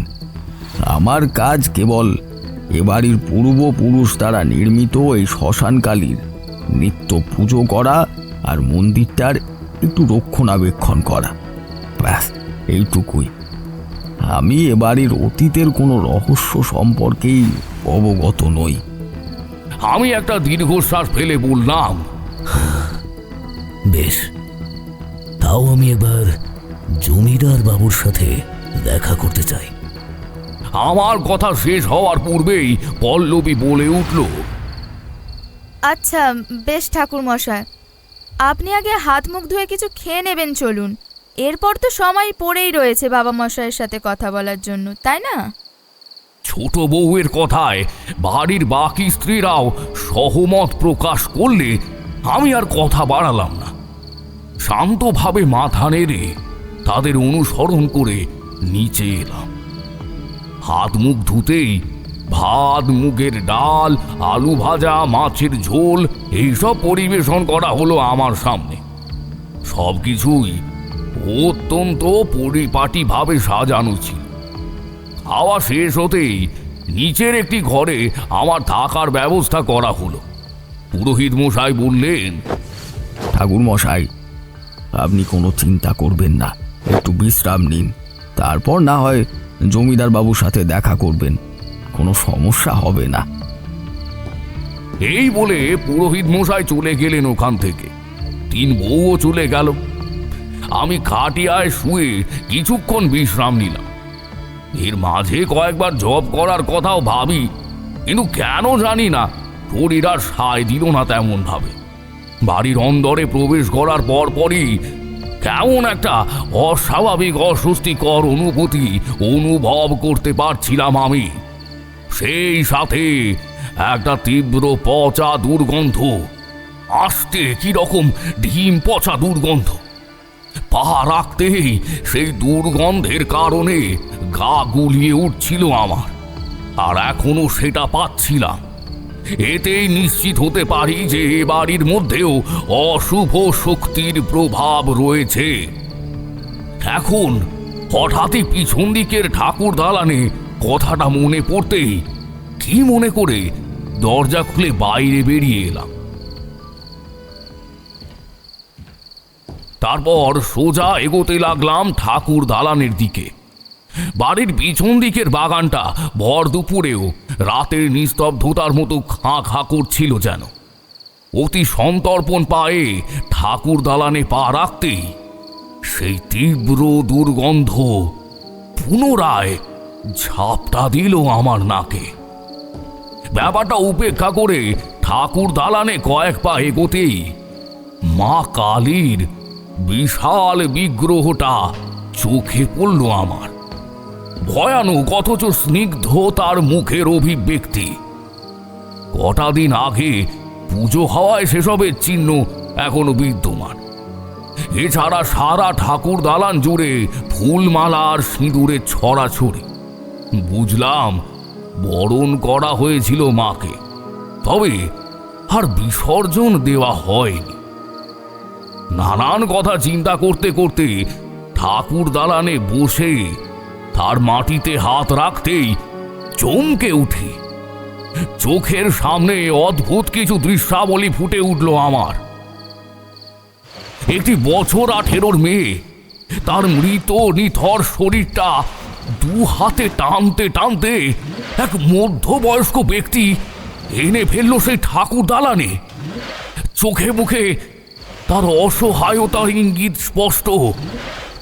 যন্ত্রণার ক্লেশ ভরা দৃষ্টিতে সামনে তাকিয়ে চিৎকার করে কাউকে কোনো অভিশাপ দিচ্ছে।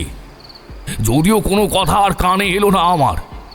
অতীতে ঘটা কোনো ঘটনার এক ঝলক কেবল দৃশ্য হয়ে ফুটে উঠল আমার চোখের সামনে।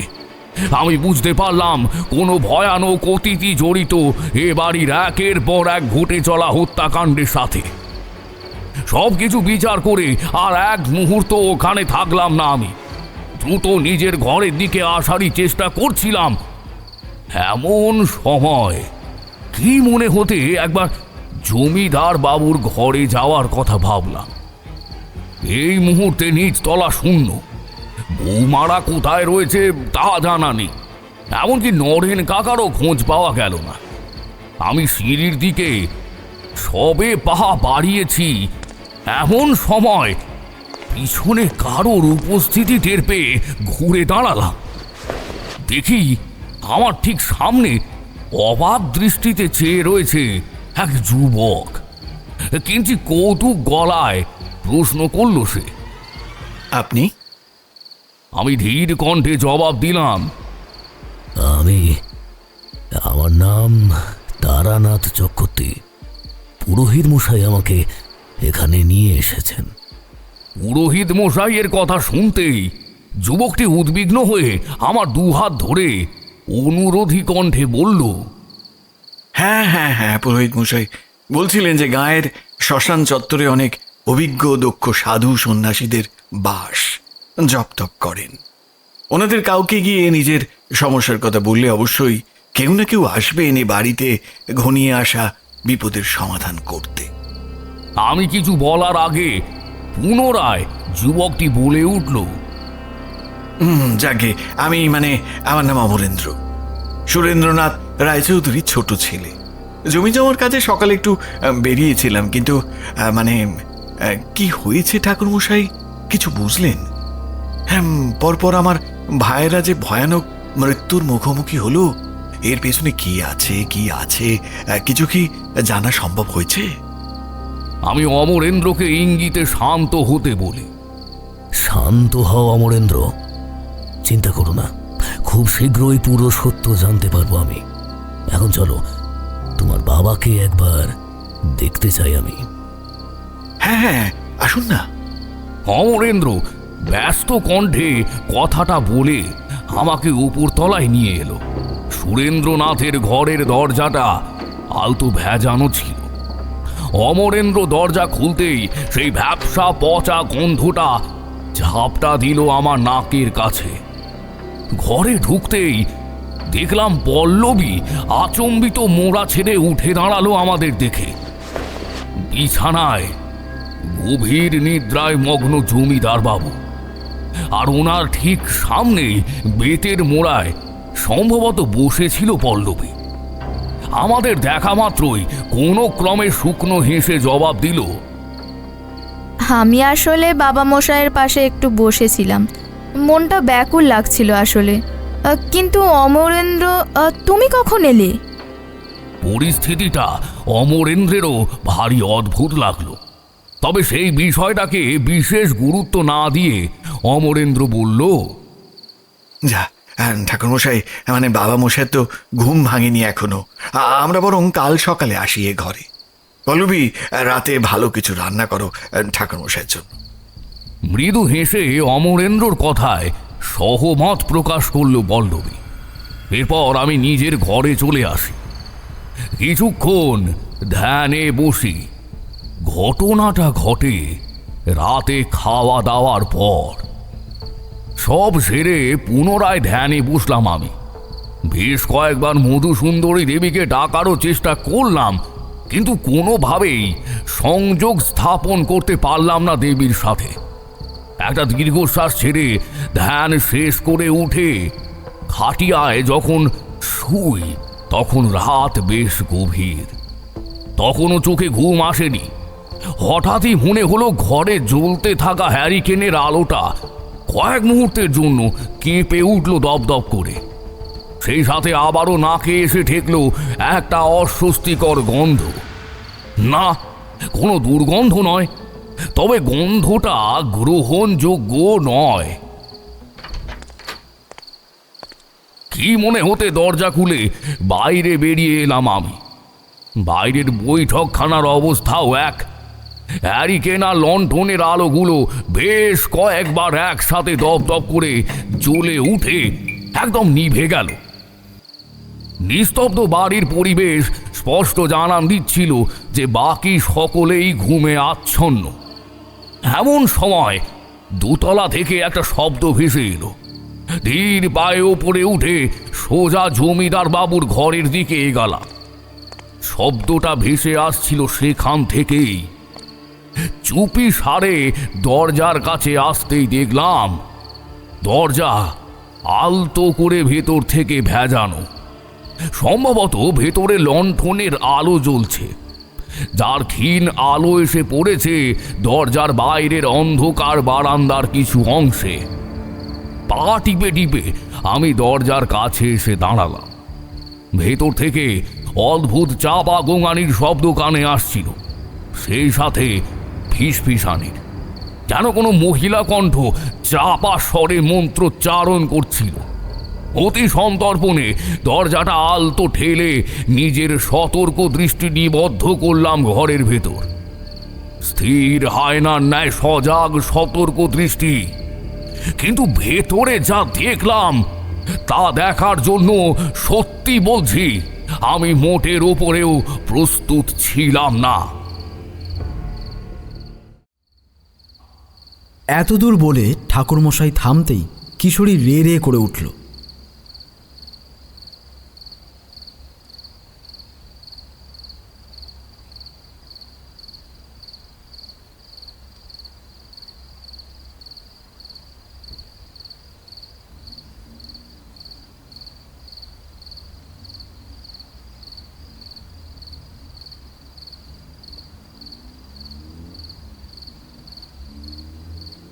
ইতিমধ্যেই চারিমা মুড়ি আর গরম সিঙাড়া দিয়ে গেছে আমাদের। আমরাও আয়েশ করে তাতে কামড় বসিয়ে গভীর উৎসাহে ঠাকুরমশাইয়ের গল্প শুনছি। তবে এভাবে হুট করে ঠাকুরমশাইয়ের চুপ করে যাওয়ায় আমিও একটু অস্বস্তি বোধ করলাম। তবে কিশোরীর মতো উদ্বিগ্ন হয়ে উঠিনি যদিও। ঠাকুরমশাইয়ের মুখ থেকে ওনার বাকি অভিজ্ঞতার ঘটনা জানার আগ্রহে নিঃশব্দে অপেক্ষা করতে লাগলাম। ঠাকুরমশাই হুঁকোয় টান দিয়ে ধোঁয়া ছেড়ে পুনরায় বললেন,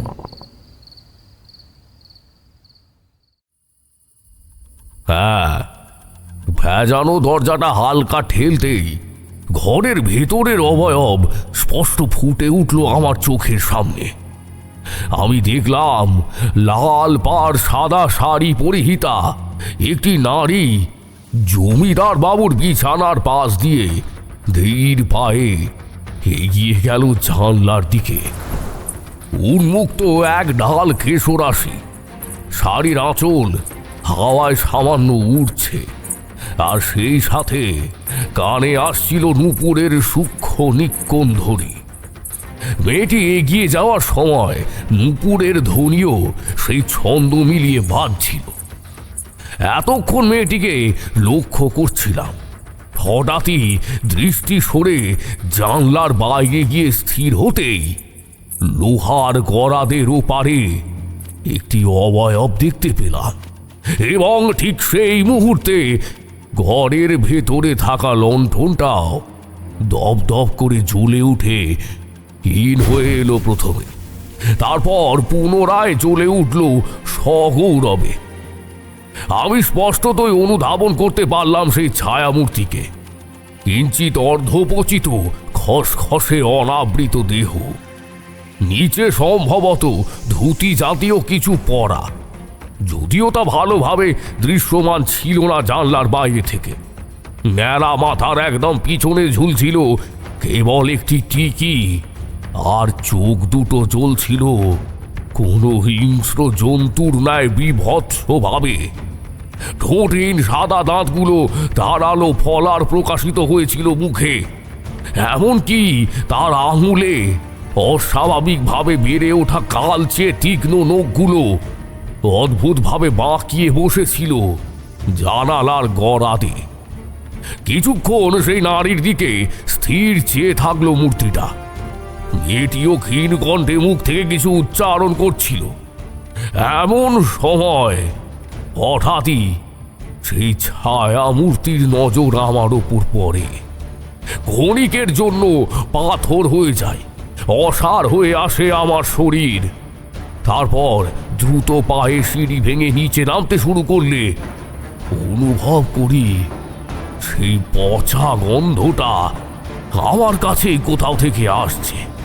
শুধু তাই নয়, মনে হচ্ছিল সেই ভয়ানক তীব্র পচা দুর্গন্ধ আষ্টে পৃষ্ঠে জড়িয়ে ধরছিল আমাকে। আমি দ্রুত গতিতে নিজের ঘরে এসে দরজা দিই।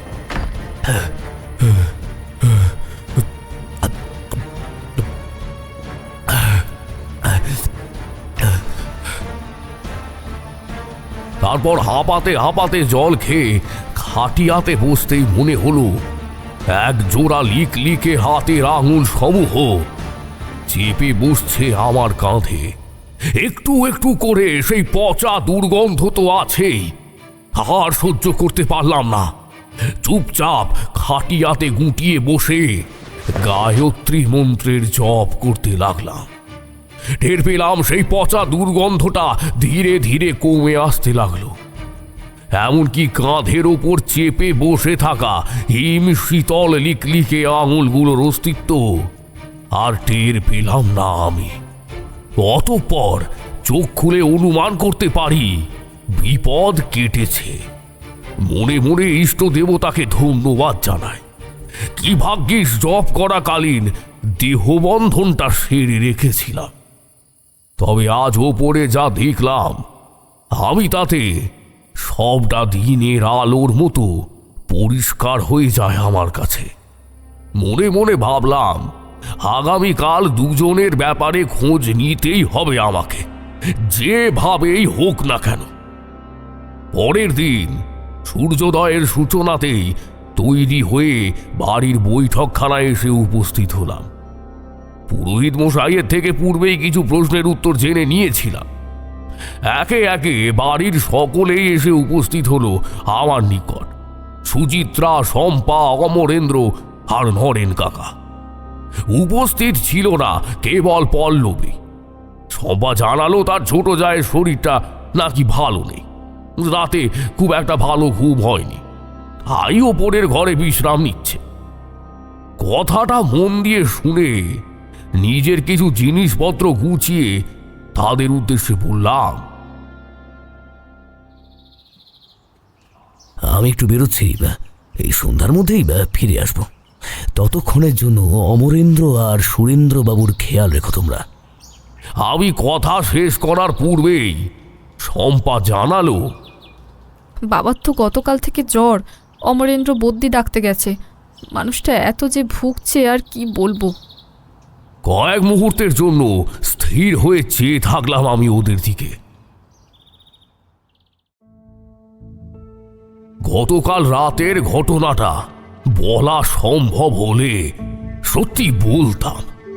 সেই অদ্ভুত অবয়বটি কি এবং তার কারণেই সম্ভবত জমিদার বাবুর অবস্থা এমনটা হয়েছে বুঝতে পারলেও বলা সম্ভব নয় আমার পক্ষে, যতক্ষণ না আমি নিজে নিশ্চিত হচ্ছি আমার পক্ষে কাউকেই কিছু বলা সম্ভব নয়।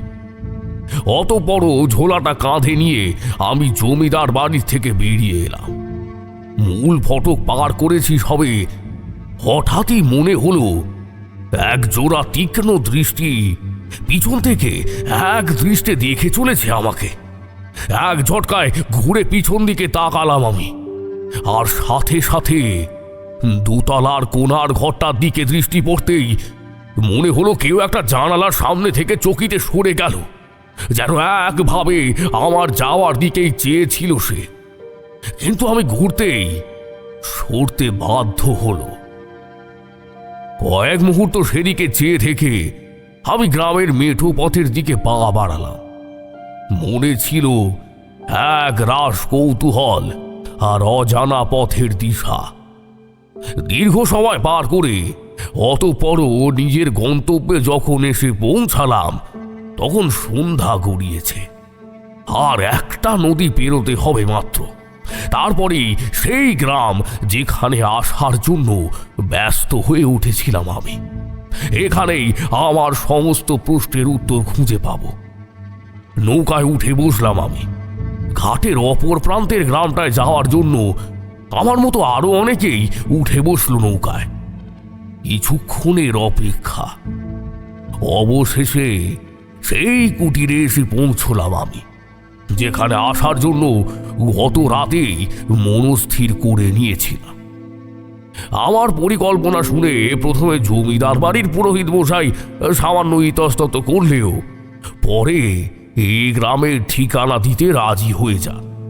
মাটির ছোট একটি ঘর, পাশে একটি গোয়াল রয়েছে। ঘরের আশেপাশে বেশ কিছু গাছগাছালি বিদ্যমান। একটা লম্বা শ্বাস টেনে দরজায় সামান্য টোকা দিতেই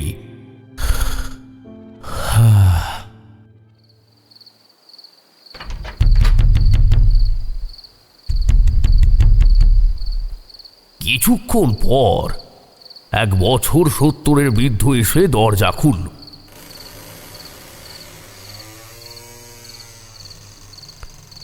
সারা মুখে অসংখ্য বলি রেখার ভাঁজ থাকার সত্ত্বেও আমাকে দেখে ওনার কপালে যে প্রশ্নসূচক ভাঁজের সৃষ্টি হয়েছিল তা বেশ বুঝতে পারলাম। জিজ্ঞেস করলাম, আমি কাষ্টদিহির রায়চৌধুরী জমিদার বাড়ি থেকে আসছি।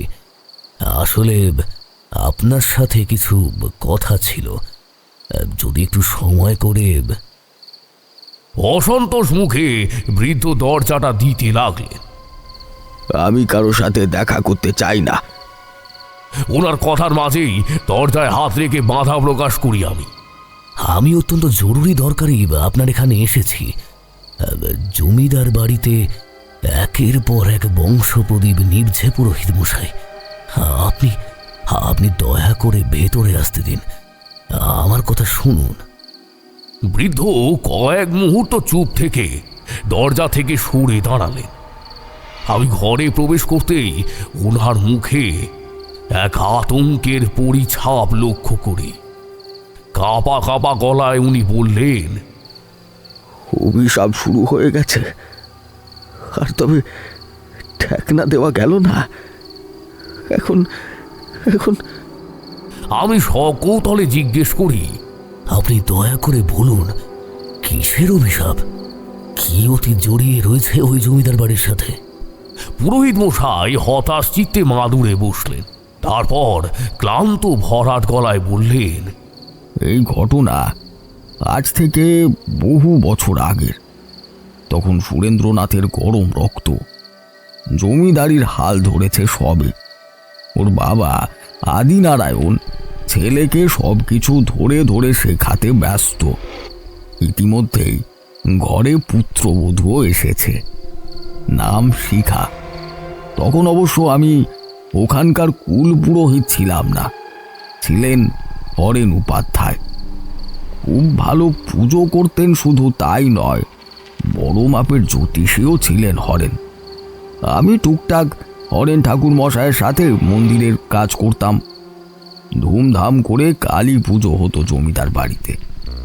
আশেপাশের গ্রাম থেকেও লোক আসতো পুজো দেখতে। বিরাট ভোগের আয়োজন করা হতো। কিন্তু একবার একটা এমন ঘটনা ঘটল যা পুরো জমিদার বাড়ির ভবিষ্যৎকে উল্টে পাল্টে রেখে দিল, একদম উল্টে পাল্টে। অবাক হয়ে প্রশ্ন করলাম, মানে? কয়েক মুহূর্ত চুপ থেকে পুরোহিত মশাই বললেন, একবার এমনই এক কালী পুজোয় কুল পুরোহিত হরেন উপাধ্যায়ের কনিষ্ঠা কন্যা সৌদামিনীর উপর দৃষ্টি পড়ে সুরেন্দ্রনাথের। তখন সে ষোড়শী, যৌবনে সবে পা রেখেছে। সৌদামিনীর সৌন্দর্যে রীতিমতো মুগ্ধ হয়ে গিয়েছিল সুরেন্দ্রনাথ।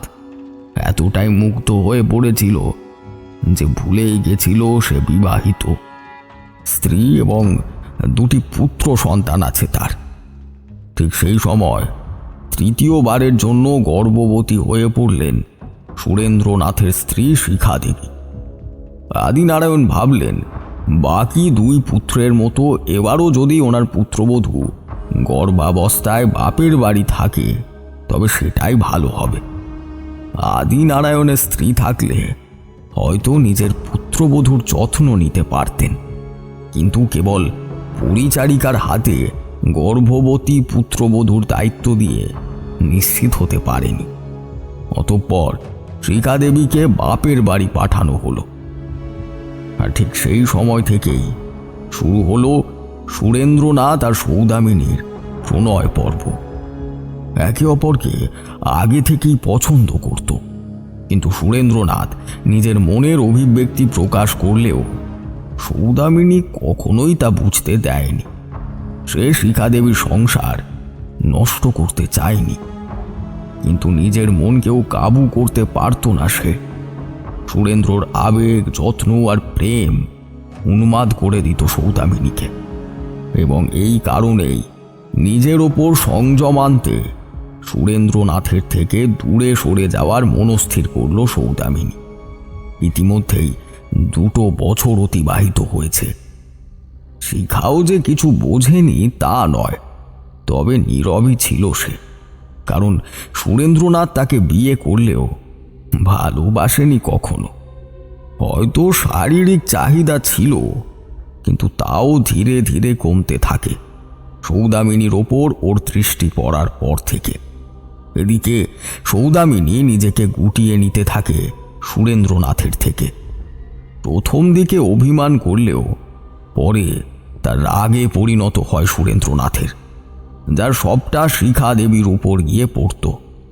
অবশেষে নিজের আবেগ আর কষ্টকে বালি চাপা দিয়ে শিখাই পরামর্শ দেয় সুরেন্দ্রনাথকে যে সে দ্বিতীয় বিবাহ করে সৌদামিনীকে ঘরে তুল। এমনিতেও জমিদারি বংশে 2 বিবাহ সাধারণ ব্যাপার। সৌদামিনীকে ব্যাপারটা বোঝায় শিখা, তবে হরেনবাবু কোনোভাবেই রাজি হয় না বিষয়টাতে। এদিকে জমিদার বাবুও গ্রামে ছিলেন না সেই মুহূর্তে। জমি জমার সমস্যা নিয়ে কোর্ট কাচারি করছিলেন সদরে। নায়েব মশাইকে সাথে নিয়ে ওখানেই ছিলেন কটা দিন। জমিদার বাবুর অনুপস্থিত থাকার কারণে হরেনবাবু ওনাকে এই গুরুতর সমস্যাটির কথা জানাতেও পারেননি, তবে নিজের মেয়েকে সাবধান করে দিয়েছিলেন, দূরে থাকতে বলেছিলেন সুরেন্দ্রনাথের থেকে। কিন্তু এরই মাঝে শিখা দেবীকে বাপের বাড়ি যেতে হয়। একদিন সকালে বৈঠকখানায় এসে উলু বুনছিল শিখা। ঠিক তখনই, বৌমনি, আপনার সাথে দেখা করতে আপনার গ্রাম থেকে লোক এসেছিল। শিখা দেবী দেখলেন তার বাপের বাড়ি থেকে খবর এনেছে তার গ্রামের এক ব্যক্তি বাবা অসুস্থ, শয্যাশায়ী, তাকে যেতে হবে। সুরেন্দ্রনাথকে সবটা জানিয়ে শিখা দেবী তার 3 সন্তানকে সাথে নিয়ে রওনা দিলেন বাপের বাড়ির উদ্দেশ্যে। আর এই সুযোগটা কাজে লাগিয়ে একদিন রাতে, সম্ভবত কৌশিকী অমাবস্যার আগেই, সৌদামিনীকে জমিদার বাড়িতে ডেকে আনলো সুরেন্দ্রনাথ। সেদিন দুজনের মাঝে বিরহের কথা হলো অনেক, এবং এক পর্যায়ে সুরেন্দ্রনাথ বিয়ের প্রস্তাব দিয়ে বসলো সৌদামিনীকে। এ হতে পারে না সুরেন্দ্র, তোমার স্ত্রী আছে, আর আমি পারবো না কারোর সংসার ভাঙতে। আমি তোমার স্মৃতি নিয়েই আমার বাকি জীবনটা কাটিয়ে দেব। সৌদামিনীকে বুকে জড়িয়ে ধরল সুরেন্দ্রনাথ। না না না না না, তা হয় না। বাবা জোর করে শিখার সাথে আমার বিয়ে দিলেও ওকে আমি কখনোই ভালোবাসিনি। সুরেন্দ্রনাথের কথার মাঝে সৌদামিনী বলে উঠল, না না না না না, এটা হতে পারে না, এটা কিছুতেই হতে পারে না। আর তোমার বাবা, আমার বাবা, তারা কেউ এই সম্পর্কটাকে মেনে নেবে না। না না না না, তা হয় না। বাবা জোর করে শিখার সাথে আমার বিয়ে দিলেও ওকে কখনোই আমি ভালোবাসিনি। বিয়ের রাতেও কথাটা জানিয়েছিলাম ওকে। হ্যাঁ, মানছি শারীরিকভাবে আকর্ষণ ছিল আমাদের মধ্যে, কিন্তু কোনো মানসিক টান ছিল না সৌদামিনী। দুজন প্রাপ্তবয়স্ক হিসেবে কাছাকাছি এলেও মানসিকভাবে অনেক দূরে ছিলাম। কিন্তু কিন্তু যেদিন থেকে তোমাকে দেখেছি, তাছাড়া শিখারও কোনো আপত্তি নেই আমার তোমাকে বিয়ে করায়। আমাদের একবার বিয়েটা হলে ওনারা আর কোনো আপত্তি করতে পারবেন না। এবারই ঠাকুর দালানের কালী মন্দিরেই বিবাহ হবে আমাদের, আজ, এখনই। অনুরোধী কণ্ঠে সুরেন্দ্রনাথ কথাটা বলে। আর তারপর এত দূর বলে পুরোহিত মশাই থামলেন। আমি উদ্বিগ্ন হয়ে জিজ্ঞেস করি, এরপর? পুরোহিত মশাই বললেন, এরপর আমাকে ডাকা হয়। আমিও বাড়ির পুরোহিত ছিলাম, তবে হরেনবাবুর অধীনেই মন্দিরের কাজ করতাম। সুরেন্দ্রনাথ আমাকে ডাকল, বিয়ের আয়োজন করার আদেশ দিল। আমি একবার হলেও চেয়েছিলাম ওকে বোঝাতে, তবে ওর মেজাজ ভীষণ রকচটা ছিল, তাই আর কোনো কথা বলিনি। চুপচাপ সেই সন্ধ্যায় কোনো রকমে বিয়ের আয়োজন করা হয়। বিনা মন্ত্রে, বিনা আচার নিয়ম পালন করেই সৌদামিনী মায়ের সিঁথিতে সিঁদুর তুলে দেয় সুরেন্দ্রনাথ। তবে সৌদামিনী মায়ের মুখে কোনো আনন্দ ছিল না, অদ্ভুত দুশ্চিন্তা আর দ্বিধা ছিল সেই মুখে। এরপর কি হয়েছিল জানা নেই আমার, তবে সে রাতে সৌদামিনী সুরেন্দ্রনাথের কাছেই ছিল, ওই জমিদার বাড়িতে। পরের দিন জমিদার আদি নারায়ণ সব ঘটনা জানার পর সৌদামিনীর সামনে সরাসরি বিয়েটা অস্বীকার করেন। সুরেন্দ্রনাথ বাধা দেওয়ার চেষ্টা করে। বাবা, যা হওয়ার হয়ে গেছে, সৌদামিনীকে পুত্রবধূ হিসেবে মেনে নাও। অসম্ভব! যা হওয়ার হয়ে গেছে। সৌদামিনীর ভালো করে বিবাহ দেওয়ার দায়িত্ব আজ থেকে আমার, কিন্তু এ বাড়ির বউ সে কখনোই হতে পারবে না। কারণ ভুলটা সৌদামিনীরও। একজন বিবাহিত পুরুষের প্রতি আকর্ষিত হওয়া ঠিক হয়নি, তারও ফল ভোগ করতে হচ্ছে এখন। জমিদার আদি নারায়ণের কথা শুনে ওনার পায়ে পড়ল সৌদামিনী। কান্নায় ভেঙে করজোড়ে বলতে লাগলো,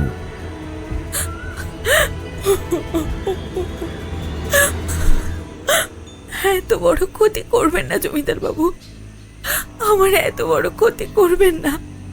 আমি আমার সর্বস্ব আপনার ছেলেকে সঁপে দিয়েছি। এখন আমি গ্রামে কিভাবে মুখ দেখাবো জমিদার বাবু? আমার এত বড় ক্ষতিটা করবেন না।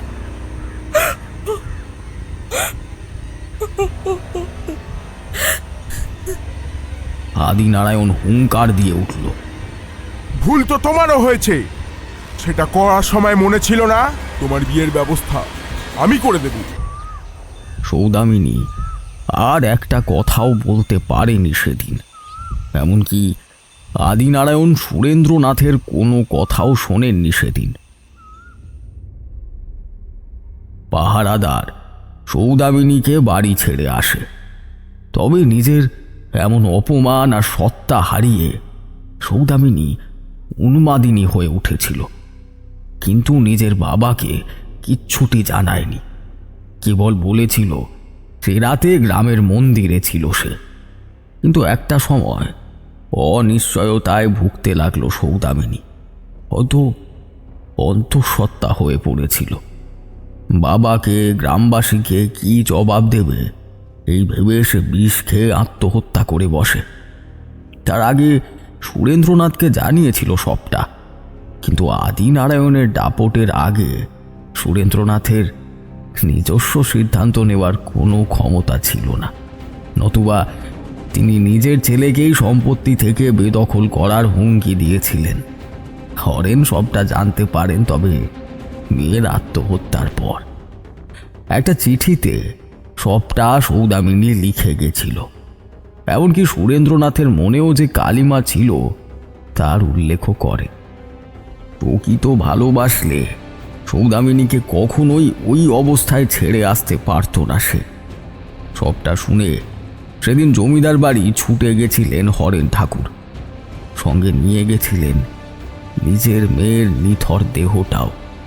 সত্যিটা আদিনারায়ণকে জানালে তিনি কোনো প্রতিক্রিয়া দেননি, উল্টে সৌদামিনীর সৎকারের দায়িত্ব নেওয়ার প্রস্তাব রাখলে হরেন ঠাকুরের আক্রোশ আরও বাড়ে। আজও ওনার বেদনার্ত কথাগুলো কানে বাজে। জমিদার বাবু, আপনার এই অহংকারী পতনের কারণ হবে। ভুল আপনার ছেলের ছিল, অথচ মাসুল আমার মেয়েকে দিতে হলো। আমার মেয়ে অন্তঃসত্ত্বা ছিল তা জানা সত্ত্বেও আপনি তাকে অস্বীকার করলেন। প্রথমে আমিও রাজি ছিলাম না, কিন্তু মেয়ের সম্মানের আগে তো কিছু ছিল না, অথচ আপনি। সেদিন টেনে হিচড়ে হরেন ঠাকুরকে বের করে দেওয়া হয়েছিল বাড়ির বাইরে, কিন্তু সে চুপ থাকতে চাননি। নিজের মেয়ের দোষ ছিল হয়তো, কিন্তু সে তো সুরেন্দ্রনাথকে স্বামী রূপে মেনে নিয়েছিল। কিন্তু একজন অন্তঃসত্ত্বা অবিবাহিত যুবতী মেয়ে, যার গর্ভে আদিনারায়ণের ছেলেরই সন্তান ছিল, সেসব কোনো কিছুর কথা চিন্তা না করেই উনি যার পর্নায় অপমান করে সেদিন সৌদামিনীকে তাড়িয়ে দিয়েছিলেন, যা মেয়েটার মনে অসম্ভব আঘাত হানে। ফলস্বরূপ আত্মহত্যা করতে বাধ্য হয় সে। হরেন থানায় যাওয়ার কথা ভাবলে কৌশিকী অমাবস্যার রাতে কালী পূজা শেষ হতেই পিছনের বাগানে জমিদার বাবুর আদেশে ওনার পাহারেদারেরা হরেন পুরোহিতকে হত্যা করে। তারপর ওনার দেহখানি গ্রামের শেষ প্রান্তের জঙ্গলের একটি বেল গাছের তলায় পুঁতে দিয়ে আসে, আর গ্রামে রটিয়ে দেয় মেয়েকে হারিয়ে হরেন শোকে দুঃখে কাশি চলে গেছেন। গ্রামবাসীরাও সুরেন্দ্রনাথকে নয়, সৌদামিনীকেই খারাপ ভেবেছিল। দুশ্চরিত্রা ভেবেছিল, যেখানে সৌদামিনী দূরে সরে আসতে চেয়েছিল সুরেন্দ্রনাথের থেকে। সেদিন সুরেন্দ্রনাথ শরীর অসুস্থতার অভিনয় করে সৌদামিনীকে জমিদার বাড়িতে ডেকে না পাঠালে হয়তো মেয়েটি যেতও নাও বাড়ি। আর এসবের মাঝে হরেনের বড় মেয়ে দীপার সংসারটাও ভাঙল। এক বোন যখন দুশ্চরিত্রা, তখন অপরজনও তাই হবে, এমন ভুল ধারণা নিয়েই সৌদামিনীর দিদি দীপাকেও শ্বশুর বাড়ি থেকে তাড়িয়ে দেওয়া হলো। বাবা আর বোনকে হারিয়ে শোকাহত দীপাকে আদিনারায়ণী গ্রামে ঢুকতে বাধা দেয়। মোটমাট হরেনের পুরো পরিবারটাই একটা ঘটনার কারণে শেষ হয়ে গেছিল। এরপর দীপার কি হয় জানি না, কিন্তু যেদিন হরেন ঠাকুর মশাইকে হত্যা করা হয়েছিল সেদিন উনি অভিশাপ দিয়েছিলেন যে এরপর জমিদার বাড়িতে কালী পুজো হলে উনি ওই বাড়িতে অভিশাপ হয়ে ফিরে আসবেন এবং একে একে বংশের কুল প্রদীপকে শেষ করে গোটা বংশই নির্বংশ করে দেবেন। পুরোহিত মশাই থামলে আমি কিছু সময় চুপ থাকার পর প্রশ্ন করি, আচ্ছা, সুরেন্দ্রনাথের 3 বউকে দেখেছেন আপনি? আগে বড় বৌমা যখন বিয়ে হয়ে এসেছিল তখন দেখেছিলাম। বহুদিন পর নূপুরের কলতান উঠেছিল ও বাড়িতে।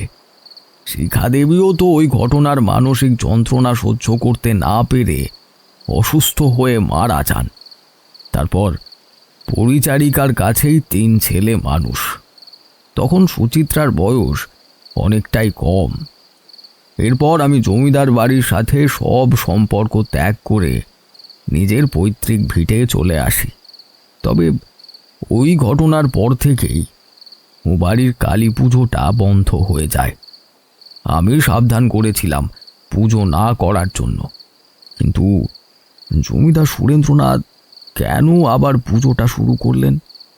ছোট বৌমার ইচ্ছে রাখতে। এক কথায় উত্তর দিয়ে আমি কুটির থেকে বেরিয়ে এলাম। আমাকে দ্রুত ফিরতে হবে জমিদার বাড়ি। আজ রাতে কোনো এক ভয়ানক কিছু হতে চলেছে, তা স্পষ্টতই অনুধাবন করতে পারছিলাম।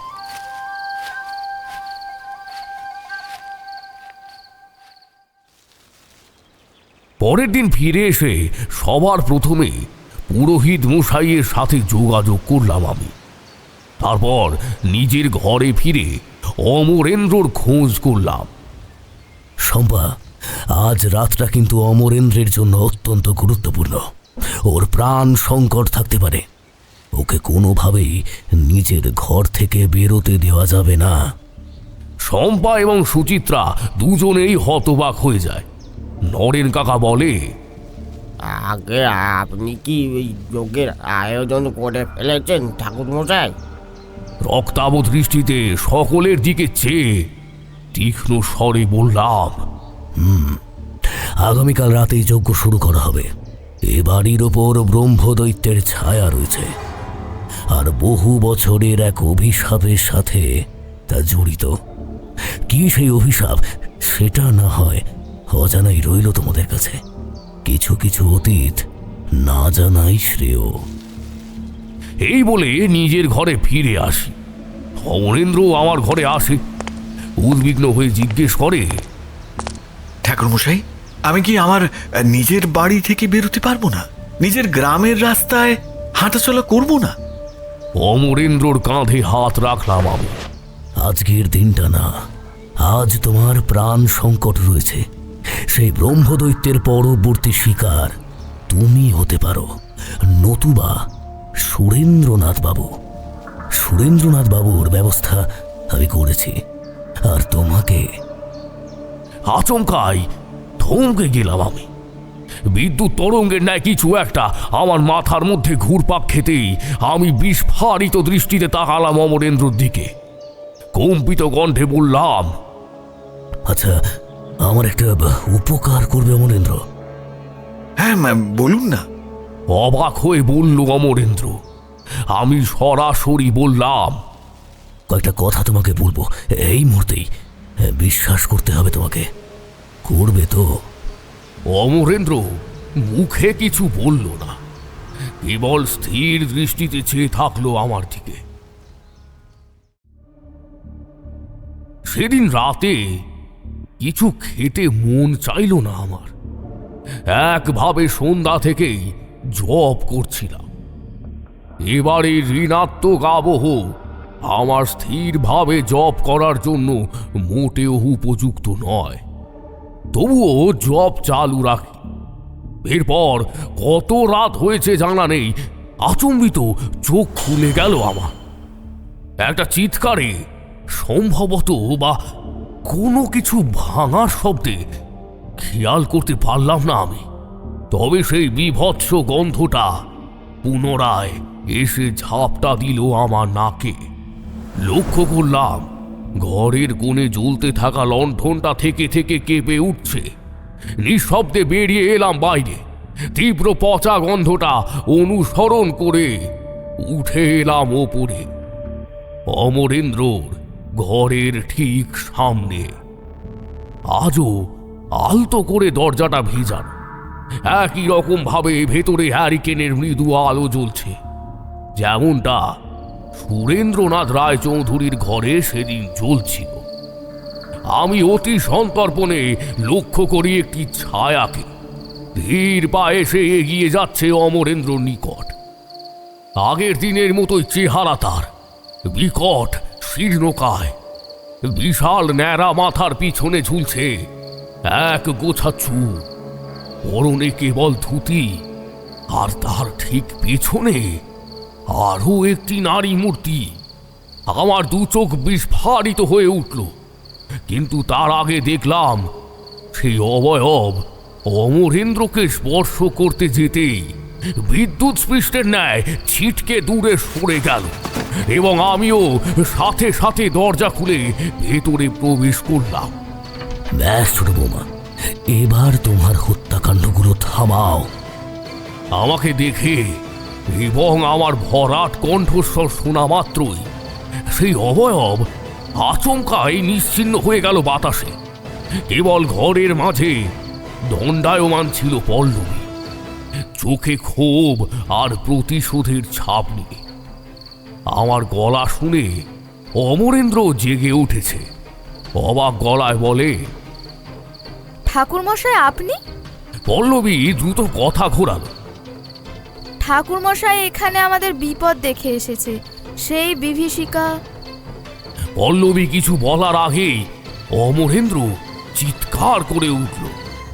সত্যি করে বলো তো পল্লবী, আমার ভাইদের মৃত্যুর সাথে তুমি কি জড়িত? তোমার বুকে সাহস থাকলে সত্যি কথাটা বলো। এইবার পল্লবীর চোখ দুটো জ্বলে উঠল। অমরেন্দ্রর দিকে হিংস্রভাবে চেয়ে দাঁতে দাঁত চেপে সে বলল, ঠিক ধরেছ, ঠাকুরমশাই আজ সময় মতো না এলে তুমিও শেষ হতে, আর তোমার বাবাও। তোমাদের শেষ না করা অবধি সেই ব্রহ্মদৈত্য শান্ত হবে না কিছুতেই। তোমাদের বংশ নির্বংশ করবে সে, যে পাপ তোমরা করেছ। আর নিজেকে সামলাতে পারল না অমরেন্দ্র, অবিশ্বাস্য কণ্ঠে জিজ্ঞেস করল, কে কে তুমি?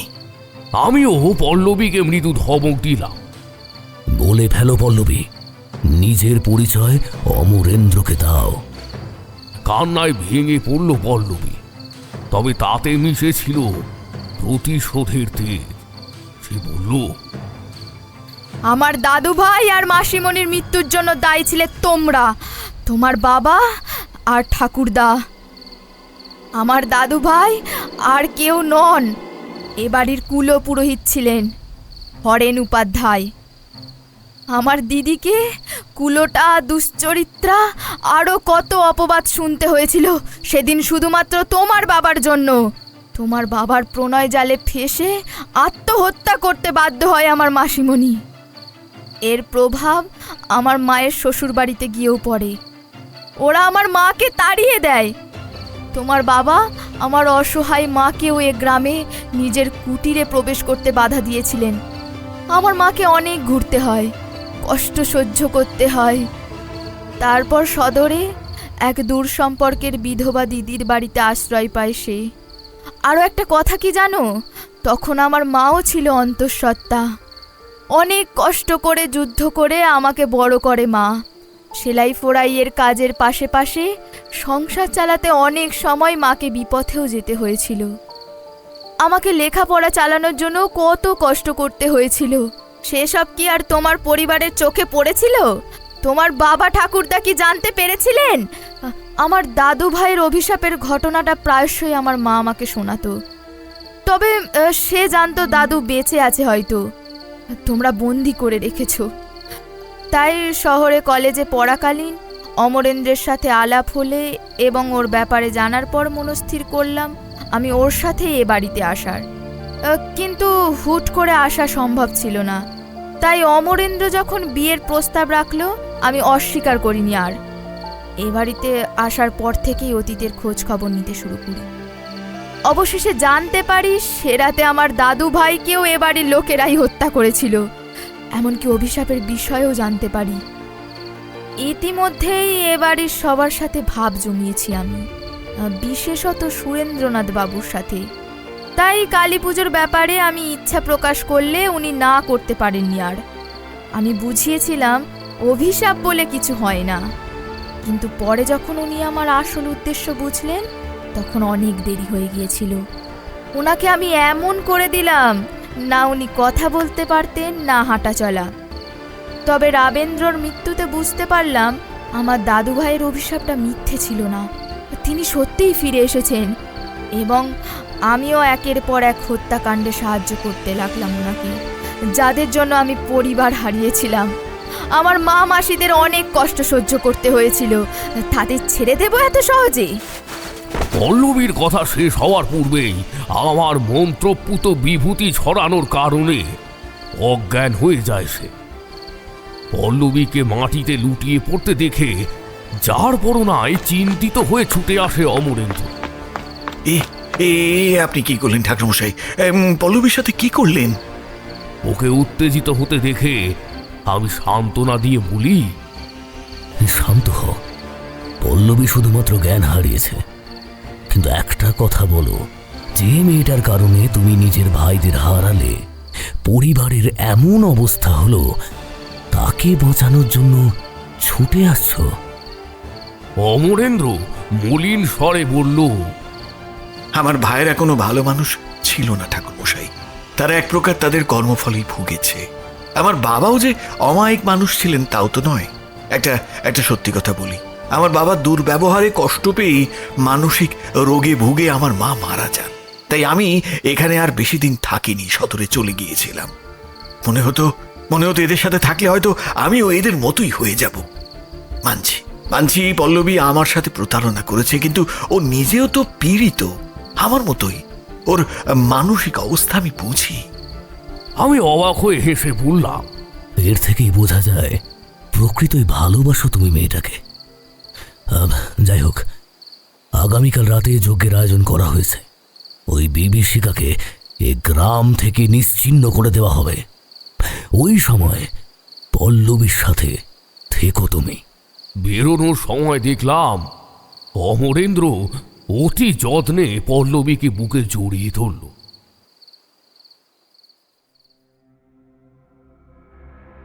দেখতে দেখতেই সেই ক্ষণ এসে উপস্থিত হলো যার জন্য অপেক্ষা ছিল আমার। কিন্তু সেই সামান্য কিছুক্ষণের মধ্যেই যে ভয়ানক ঘটনা ঘটে তা ছিল রোমহর্ষ। এক ঝাঁক নক্ষত্রে আকাশ জল জল করছে। আমি আর পুরোহিত মশাই জমিদার বাড়ির পিছনের বাগানে এসে উপস্থিত হলাম। পাশের বাঁশ বাগান থেকে শেয়ালের ডাক ভেসে আসতে লাগলো। রাত তখন 11টা মতো। পুরোহিত মশাই উদ্বিগ্ন মুখে আমার দিকে চেয়ে শুকনো হাসলেন। যজ্ঞ শুরু করার আগে পুজোর কয়েকটা বিধি আছে, সেগুলো পালন করতে হবে। এক ভয়ানক ব্রহ্ম দৈত্যকে বন্ধন করে তাকে মুক্ত হতে হবে। পুজো শুরু করলাম নির্বিঘ্নে। যজ্ঞবেদিতে আগুন ধরিয়ে মন্ত্র পাঠে ধ্যান দিলাম। পুরোহিত মশাইও ফিরে গেছেন মন্দিরে। আজ তিনি মন্দিরের অন্দরেই থাকবেন। রাত 12টা বাজল। যজ্ঞ শুরু করলাম। সেই ব্রহ্মদৈত্যকে বন্দি করতে আমি যেন তৎপর হয়ে উঠেছি। তখন মন্ত্র পাঠ করতে লাগলাম জোরে জোরে। হঠাৎই দমকা হাওয়ার সাথে প্রবল জোরে ঝড় উঠল। বাতাসের তীব্রতায় গাছের শুকনো পাতা এদিক ওদিক উড়ে যেতে লাগলো।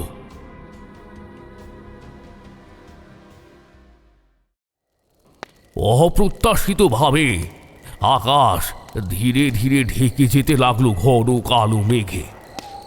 অন্ধকারে চারপাশ এমনভাবে ছেয়ে গেল যে চোখের আলো ব্যতীত চারিপাশ কোনোভাবে দৃশ্যমান হচ্ছিল না।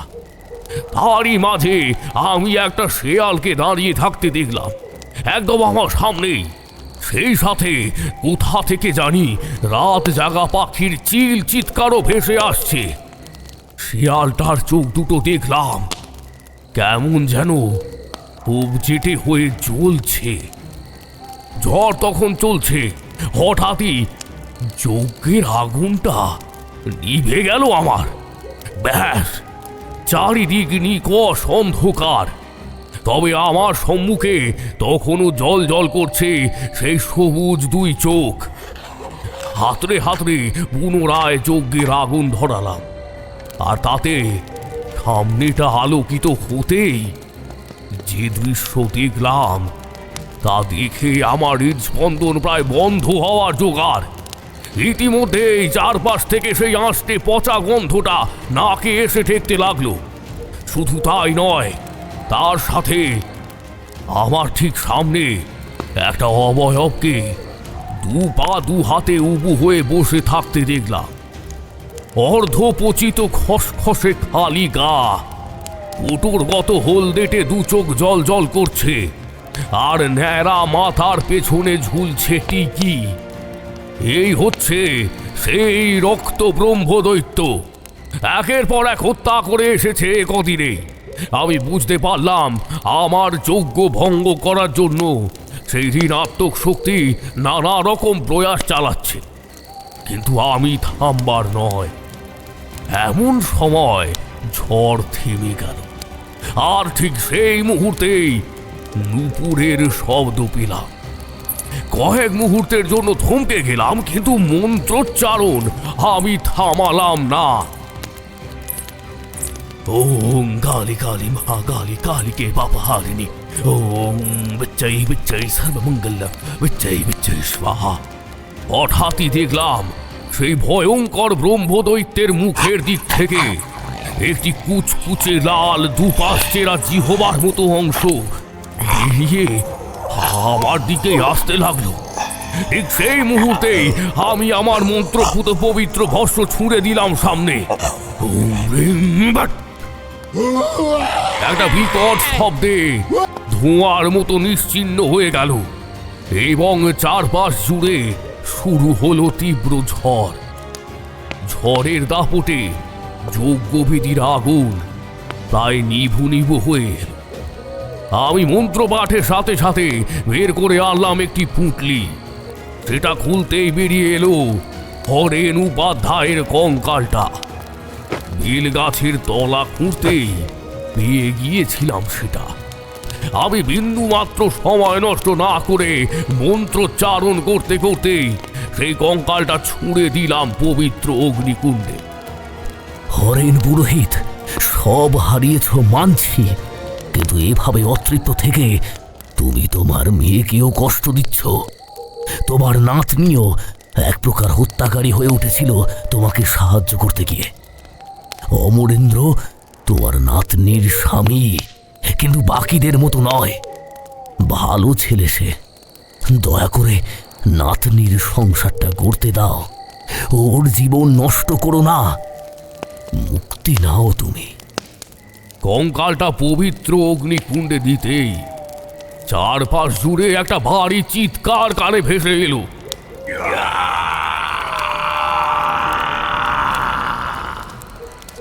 অতঃপরও সেই অবয়বটি ধীরে ধীরে কালো ধোঁয়ায় পরিণত হয়ে অগ্নিকুণ্ডে সমাধিস্থ হল। যজ্ঞ থামালাম। দেখলাম অমরেন্দ্র আর পল্লবীও এসেছে। ওদের পেছনে পুরোহিত মশাই। পল্লবীকে দেখে একটু সুস্থ মনে হলো। ও নিজের ভুলটাও বুঝেছে। অমরেন্দ্র আমার কাছে এসে আমার দুহাত ধরে হাউমাউ করে কেঁদে উঠল। ঠাকুর মশাই, বাবা বাবা নেই, মারা গেছে, মারা গেছে। বুঝলাম হরেন উপাধ্যায়ের আত্মা সুরেন্দ্রনাথকে নিজের সঙ্গে করে নিয়ে গেছেন। আমি সান্ত্বনা দিলাম পল্লবী আর অমরেন্দ্র দুজনকে। দেখলাম পূব আকাশে ধীরে ধীরে আলোর রেখার সূচনা ঘটেছে। অস্ফুটে পড়লাম, নতুন দিনের সূচনা হলো তবে। আমার কথায় পুরোহিত মশাই বললেন, হ্যাঁ ঠাকুর মশাই, নির্বিঘ্নে। ফেরার সময় ঘনিয়ে এলো আমার। জমিদার বাড়ির সকলেই কৃতজ্ঞতা জানালো আমায়।